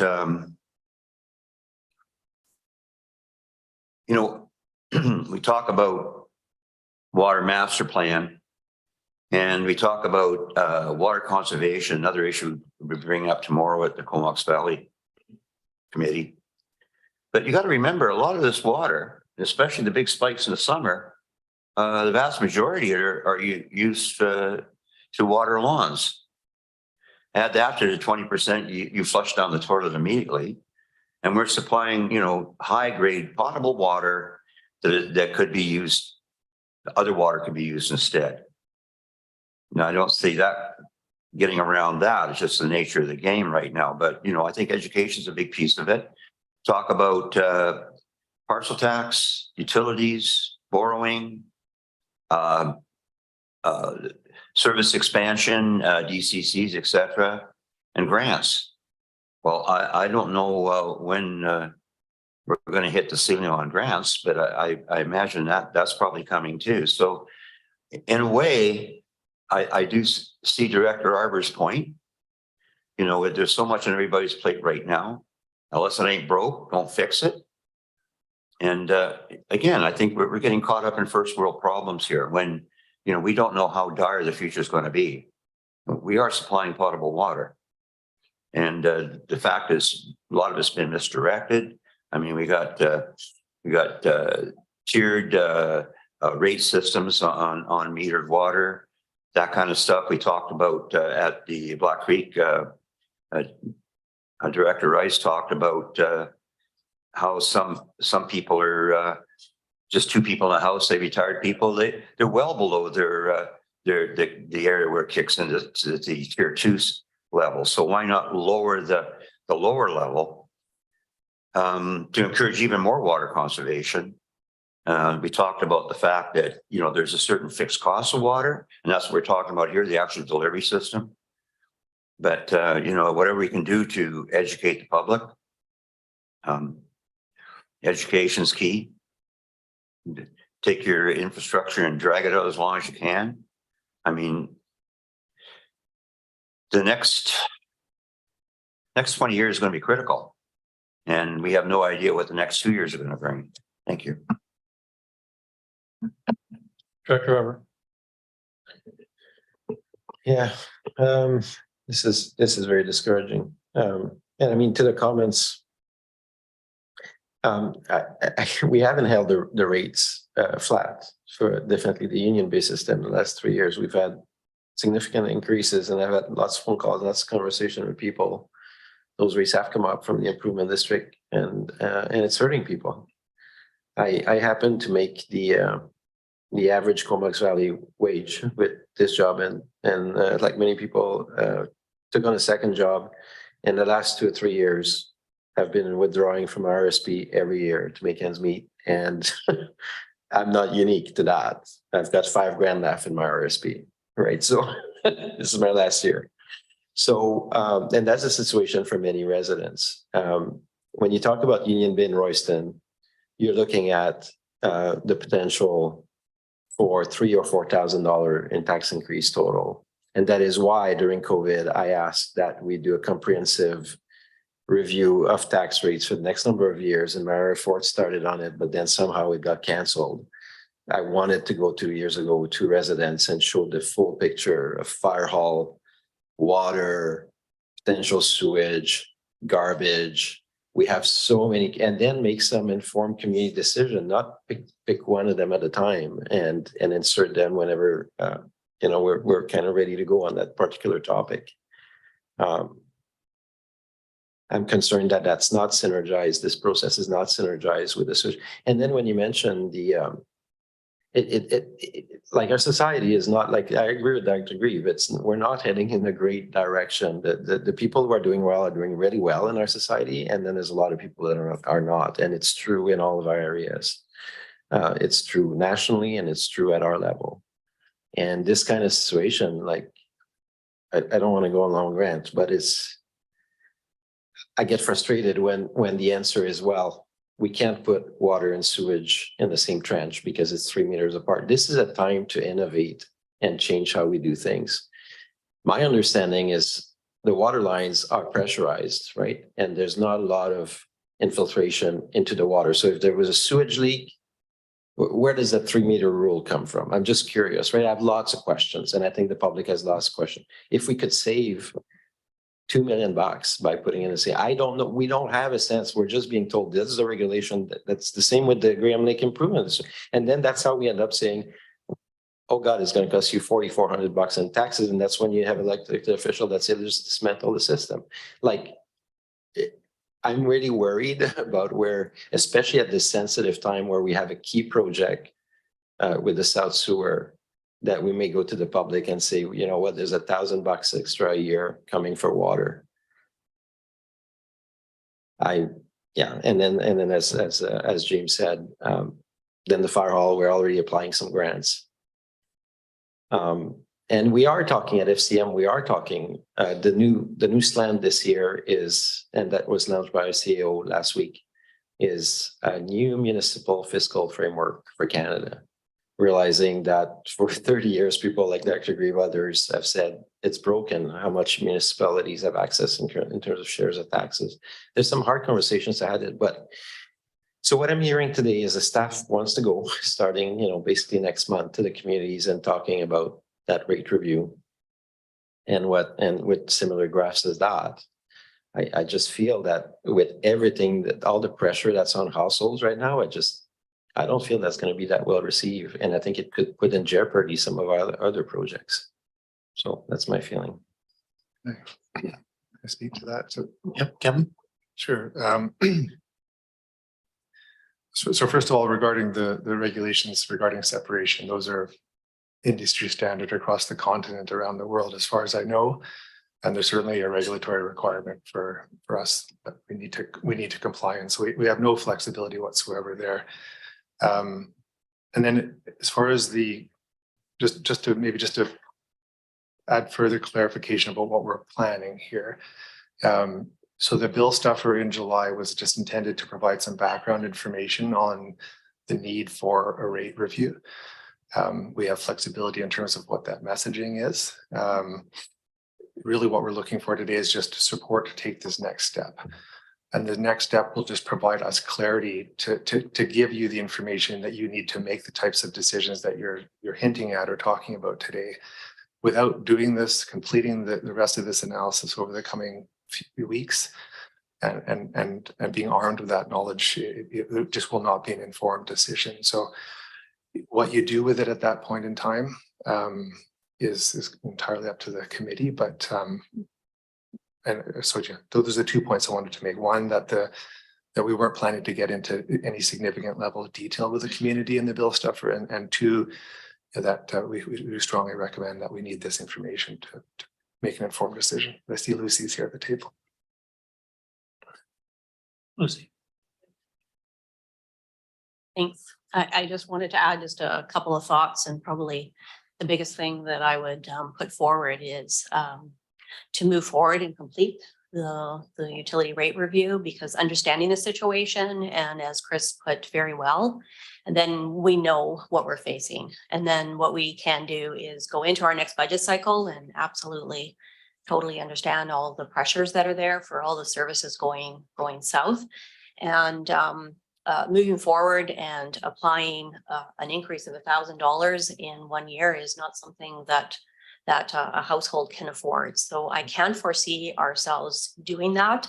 I can foresee us starting to model across multiple years in order to make some incremental increases as we go. And the only other thing I wanted to add and that I reflect on is what you're seeing today. Granted, we have not finished the whole analysis of this information yet, but what we're showing you today is the magnitude of the situation, and it's about your current systems that are there right now. So there's such a significant gap there. And as we're indicating, the longer that you may wait, if we wait to year 2 or 3 years down the road, it's just going to be that much larger of an implication to our taxpayers, to our households, that those increases are going to have to be larger. And, you know, in my experience, having faced something like very similar to this in my last municipality, those small increments every year just get us there. And this is a very the most critical service that a municipality, local government provides.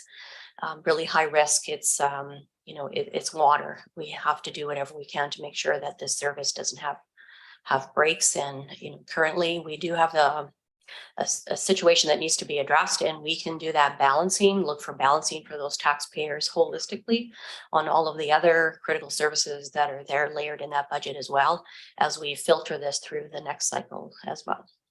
So definitely looking for a balanced approach going forward to deal with what we're seeing here. But I would strongly recommend that we continue with this process to understand that asset management data better that we now have, and how this potentially can be worked into rates to the future. And it's all about getting to that place of sustainability for this water service. Thank you. Director Gray. Oh, sorry, Director Arbor. Yeah, the Director Gray. Yeah, thanks for that. I mean, when we say that, you know, we just want to be incremental and all that, like, I don't know that we will be with the sewage project, for example. I think that, you know, we've already told residents it'll be $1,500 a year. So I think that word is out. What I would like to ask is that actually that this report not be a standalone, that I would like a different recommendation, that staff comes back with, when they have a comprehensive picture for the south area of all those services presented together. Fire hall, water, sewage. I think we're doing the solid waste management plan. I got a feeling something's going to come out of that around garbage and recycling. Well, it's about it. The other concern I have, which is political on that one, is whereas, facing all these cost pressures, then, oh, well, let's add a $16 million arena. Like there's all these things, these votes I'm going to lose over the next couple of years that are going to cost my residents more when they're already getting crushed. So when you talk about need to have and must have, the arena is a great example. Like, do I need an arena for Area 8 that's going to be on the other side of town? No, I don't. So yeah, I think I don't want a piecemeal approach. I want all these reports, if it's possible for staff to do as we said we would do 2 or 3 years ago. We had long discussions with that, to have a comprehensive picture to bring to the ratepayers. So it's not, oh, this month you're getting this water thing. And then 2 months later, oh, by the way, now we're adding the fire hall and here's the cost. And then, oh, well, actually we have final costing on sewage, right? Because all these things are around similar timelines. We're generally in the ballpark of similar timelines, and they're huge cost pressure for the South, for Union Bay. And so that'd be my request. I think we can certainly compile the information we have at the level of detail that we have. This water rate review would provide an additional level of detail on the water side of things, and the sewer extension south. That project has advanced further, and there's information that we have now that we are going to the public with in the coming weeks. And as you mentioned, the fire hall topic, we've identified some grant funding through that. So all of these topics are evolving further than they had previously several months ago. So we can provide a compiled picture of the information and data and the rate impacts at the level of information that we have.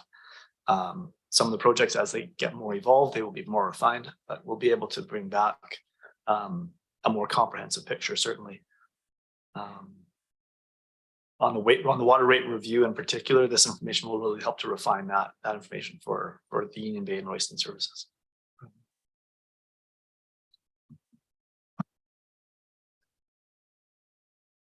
That's great. Thanks, Mr. Chair. Yeah, at least in my neck of the woods, there's not as many plates spinning as Daniel has. We've got obviously we got the Merville Fire Hall is already built. The Oyster or the Mount Washington one is in the works.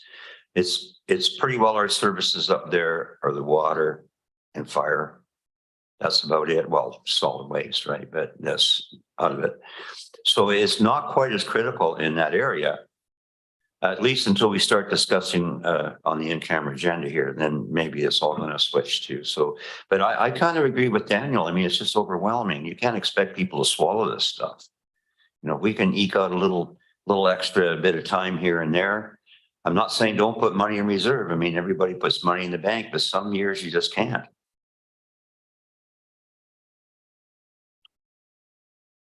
Yeah, Daniel. Just one last comment for me today, and again, it's on the big long-term picture. It's another thing that keeps me awake at night is if the South Sewer proceeds. I'm fully conscious that it's relying heavily on grants and on partnership, and it relies heavily also on some of these growth targets being achieved for the system to actually be sustainable in the long term. And Alana was away, so she's back. And my comments I was making is we need to really put our minds to the likelihood of us achieving those growth targets and what, from a planning perspective, the sustainable infrastructure looks like in the future. We've got a property that's zoned for a 3,000 single residential home. That's, greenfield development with single residential is expensive to maintain for infrastructure. We need to talk about densification or a different type of zoning for a lot of that. Otherwise, the community will fail over time. Imagine if we fail in our growth targets with both Union Bay Estates and KFN, then you're with an asset that's just going to be absolutely unbearable with the sewage for the number of residents that are alike. So there's a lot at stake, I think, between having a successful settlement node and having something that is just going to crush residents that live there. And that's happened all over North America. You can go to lots of towns in the US that are failing under the burden of infrastructure because the assumptions were way too optimistic. And that piece is the last piece I wanted to talk about before we commit, to Because again, if we present that picture, I feel more comfortable talking to mayors and maybe you don't want sewage. If you're looking at massive rates increases with water, fire hall, all these things, you have better community discussion when people have a full picture. So I appreciate the acting CEO's comments to try to assemble something like that so that our residents have a fuller picture of scenarios for the future. The happy scenario, the likely scenario, and the oops scenario, right?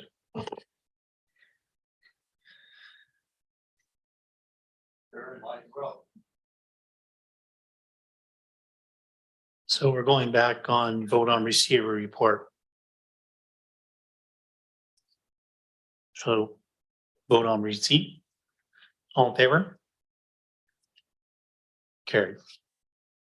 Now we're going to recommendation number 1. So we want to vote on recommendation number 1. Want to defer the recommendation for now, or where do you guys want to go with this? Director Green. I would suggest, given all the opportunity we've had here for discussion, that my feeling is that it's a little premature to be moving on any of these motions, that we should heed Director Arbor's advice and bring back, even if we have to have a special EASC on all our future expenditures regarding and how we're going to get there from here. So I would move that we defer it to staff to bring back a report that compiles what we know right now, as Lucy said, and sort of present the big picture.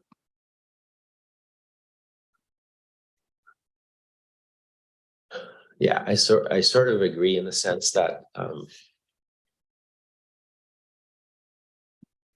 you know, we've made decisions the last few months. So I'll give you some example of decisions we made, right, regarding the Growing Communities Fund and the Community Works funds. We've made those decisions now, but we actually don't know the impact of those decisions, right? When we said, oh, we're putting $1 million here or $1 million there, we haven't received back a model of what it will mean to that particular service. So say that we take our fire halls, for example, right? We haven't gone through the full length to say, here's what that's going to do to the rate over the next 20 years for that fire service. Maybe it's at budget time if staff wants to start on that work. Again, maybe defer it till next meeting. Got that on Friday. Chris is right. You know, I've known this was coming, but I didn't know the scale because I knew 2 years ago that we had done an adjustment specifically with Royston and I didn't expect like these kinds of numbers to show up, so to speak. So I got it on Friday. You guys have been working on it for a couple of months. So maybe I'm just, you know, let it absorb, bring it back to this meeting, and then maybe staff can put their minds whether they want to put some of these things into the next budget cycle or into the winter for that comprehensive thing. I know it's additional work, but especially with so much on the line in my area regarding the switch project, I'm just really wary of like, oh, there's another 1,000 coming here, right? And that's happening. We're in public right now, right? So it's, I don't want to stop the work. Maybe put that next meeting if we can just, in my case, like Dr. Grieve said, just pause a little bit, think about whether, because you said the staff said a lot of stuff that I agree with today as well. So maybe we proceed as of next meeting, but it's the public engagement that worries me around this particular rate review at a time where we're engaging intensively in an LWMP process. And this will be like, people won't see that one coming, I think. You're right, it has been kind of on the books, but I've received a lot of complaints last year about the water rates in Union Bay, the water rate increases. And then if there's a further, like much more at scale thing, I think we're going to lose some of the people in that process. So yeah, I would vote to defer for reconsideration at the next EASC meeting. Sorry, Chris, did you want to have it kind of looked like you wanted to respond back to Director Arbor there? I guess before we finish off.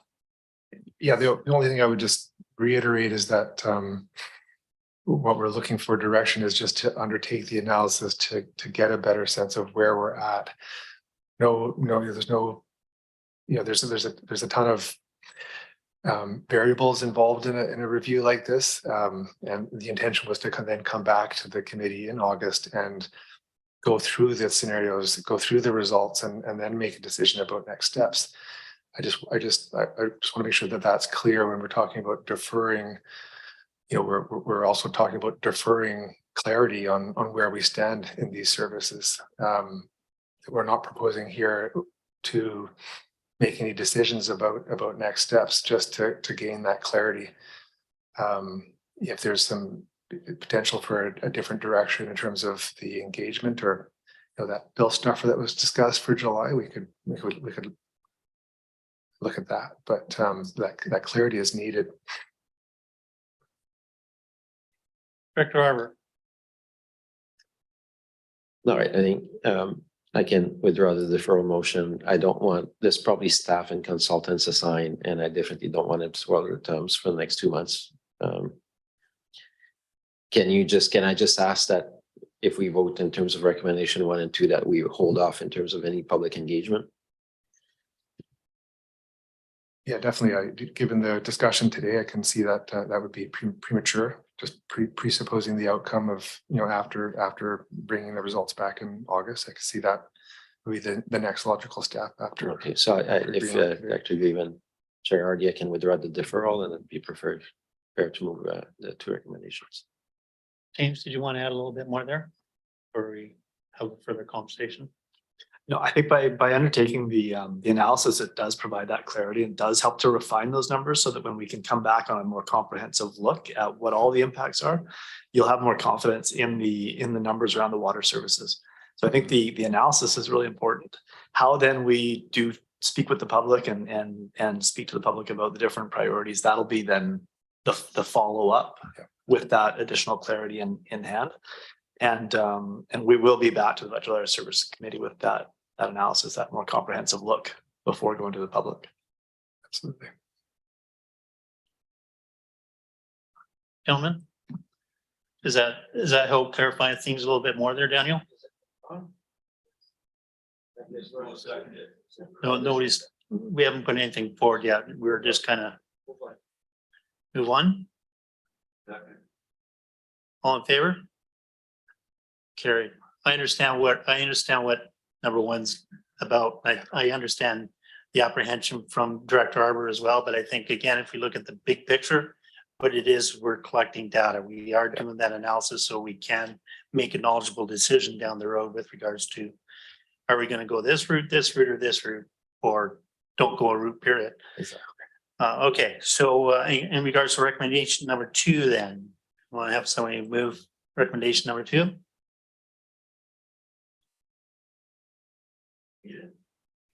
Well, do we want to pursue some grant dollars?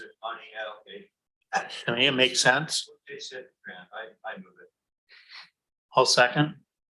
All in favor? Carried. Yeah, you're right. But it doesn't hurt to pursue it. Great conversation there. Thanks, Chris, and our directors, for your comments and concerns and your patience. And it is a lot of things taken into consideration there for sure. So with that being said, do we want to take like maybe a 4-minute break, or do we want to just keep moving into the agenda items? Keep moving forward? I've got some. Okay, so let's keep moving forward then. That's what I'm hearing from you. It's a good thing it's not 2:30. That's the old.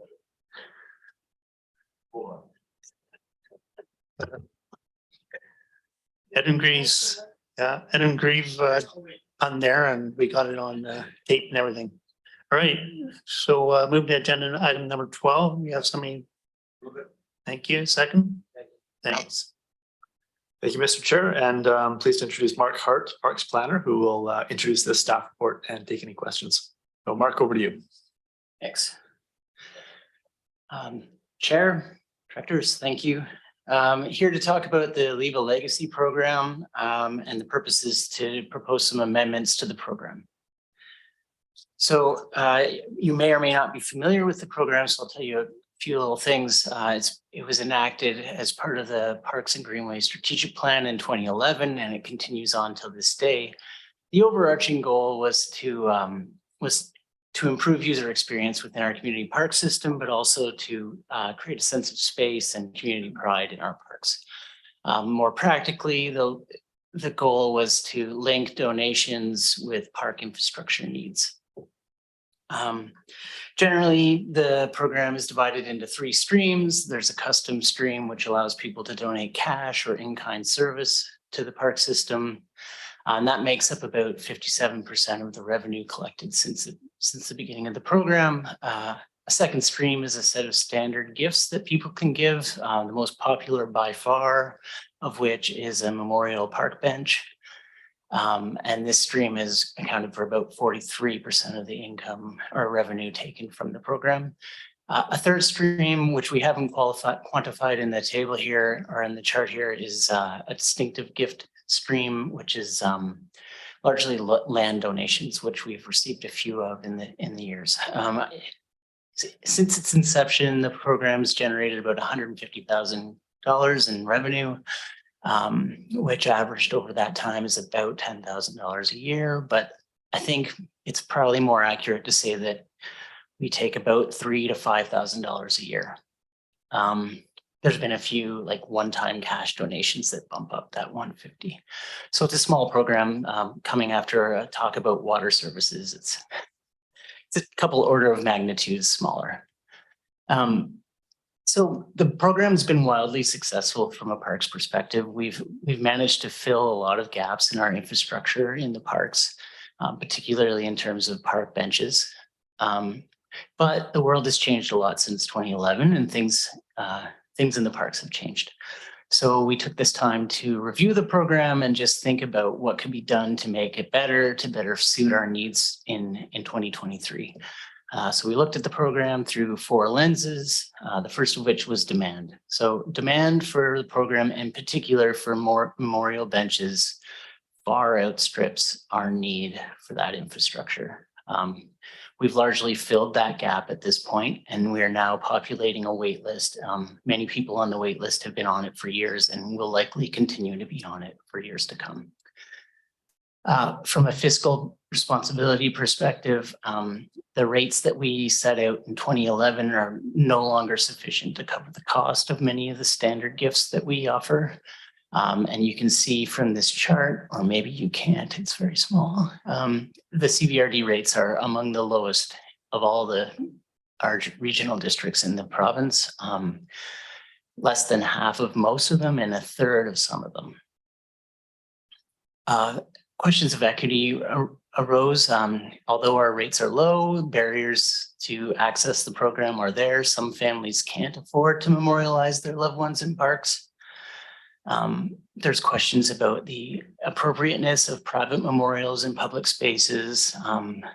Some question about the value of private naming of public assets and how that relates to colonialism and whether or not that aligns with our current values and our evolving values as it relates to reconciliation. And finally, there is no mechanism for us to evaluate applications for donations based on merit. So one can imagine a system where we memorialize prominent figures in the community or people who've contributed a lot to the community. That's not the case for this program. It is strictly a first come, first served basis. Finally, accessibility. There's lots of opportunities for this program to improve the accessibility of our parks. However, most donors are really keen to have their benches in really prominent, popular locations, which means that much of our trail system remains without benches. And a lot of our viewscapes have maybe even too many benches. So all that leads to a recommendation that we amend the program to remove the standard gift option.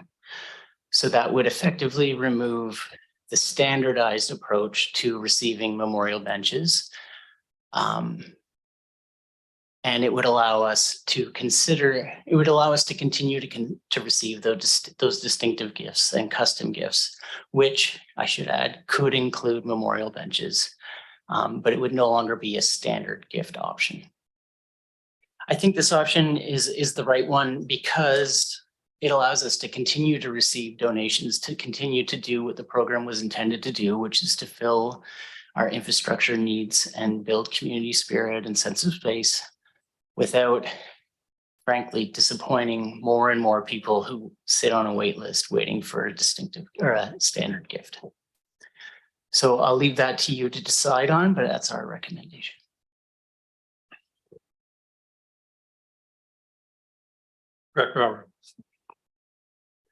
Yeah, thanks. And I did not expect to see this item go up from anywhere, so it's good to get it here. And I agree with much of what you said. I'm actually of the mind that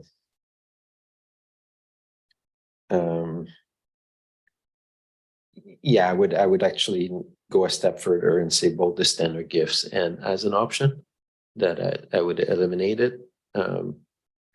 I think your comments about the ability for people to pay for these and the equity issue and also the colonial issue, and really they are, I'm always touched a little bit when I see, you know, you're curious about the history, and I know the family put in a contribution. So I recognize there's no ill intent, and there's actually a lot of celebration around these benches. But like many of our practices, I think you're right to highlight that there's an inequitable and kind of private/public weirdness about it. So I would actually opt to both remove it as a standard and a custom or option gift. That way it just eliminates it altogether, because otherwise I think we'll still end up with the same report in 3 or 4 years from now, as people might try to find a way to access it. Dr. Green. Well, I, for one, appreciate a park bench about every 3/4 of a kilometer or so. I think that we shouldn't close the door entirely on this. I think there are situations where people that have actually contributed a lot to the community should have some recognition, but it should be at the discretion, I guess, of the board or something like that, not according to how much you donate. But things like the Maris Park, you know, things like that, there's a plaque there that says acknowledge. I mean, that's at a different level, right? That sort of thing. You're just thinking of the little park bench, you know, in honor of Susie and down at Kitty Coleman or something like that. So, and there's quite a few of those kind, all congregated, like you say, in one kind of area. But I don't think it's wrong to recognize people in some way or form. Maybe something not quite as public, but it's certainly a certificate or something like that mailed to them, some kind of recognition that way for their contribution. I don't want to deter people. You know, I think if it's a vanity thing, that I can understand. You know, that's it's maybe those days have gone. We move past that. But if it's a substantial donation, like property and stuff, obviously we have to recognize that publicly in place. I was surprised to see kiosks and tables taken away too, because I would think if there was enough money to put in a like some kind of a shelter somewhere, you know, that we can get out of the rain, that would be something maybe you could have multiple plaques on it saying, you know, these are people that donated to this. I don't know. I don't buy in on the colonial issue and all that, and the fact that some people can afford it, some people can't. Sure, that's true. Everything's like that.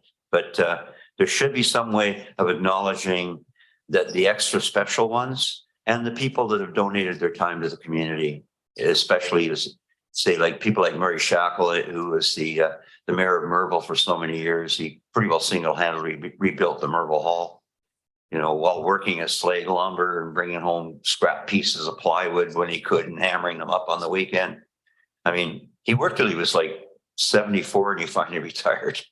But those kind of people asked for a park bench, and I told him to approach the park down at Kitty Coleman, which is a Class C park, and he got a bench down there. But I can see, you know, we're not exactly tripping over benches either, but maybe those days are over. But some kind of recognition, some kind of validation is so important.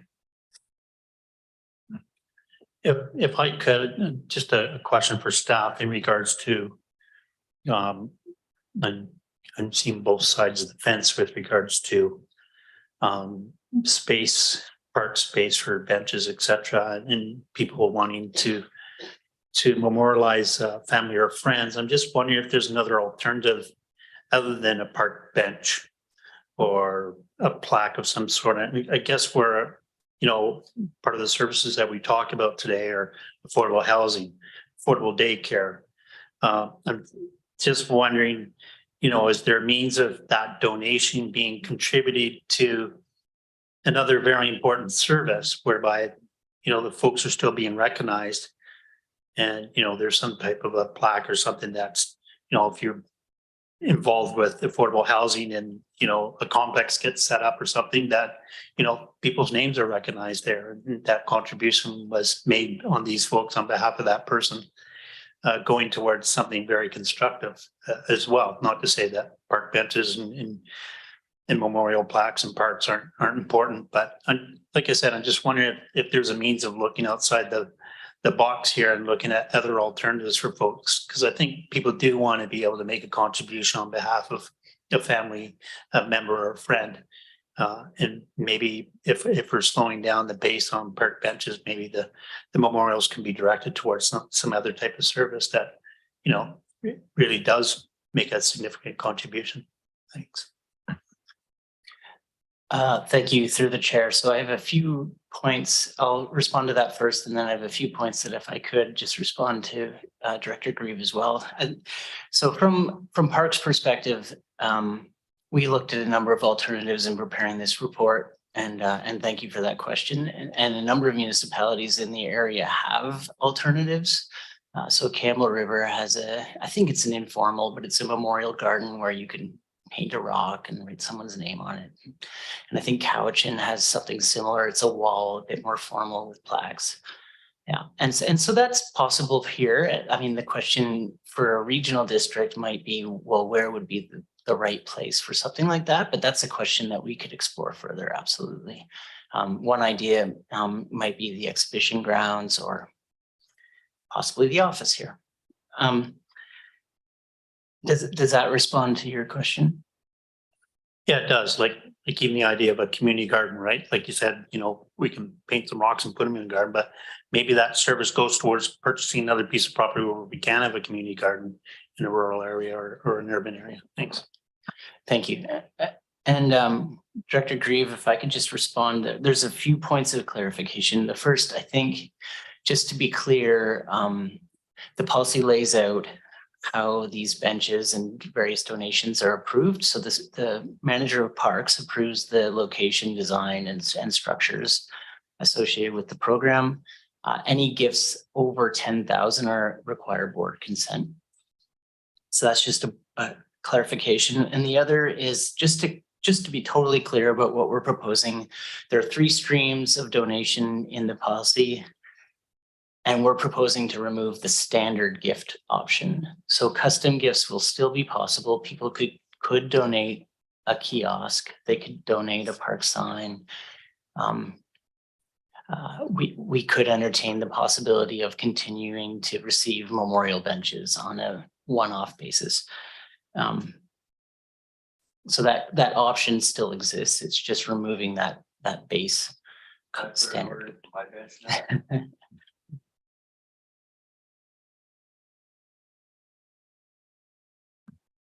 So do we have any more questions, comments?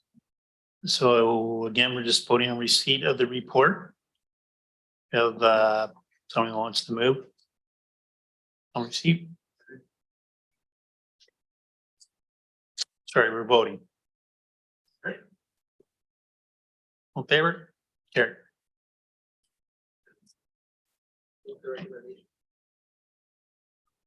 Have a second? Thank you, Edwin.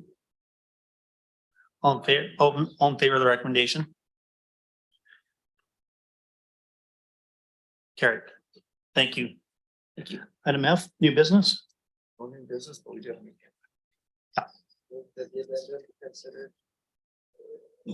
No, we did already. Yeah. Second. Thank you.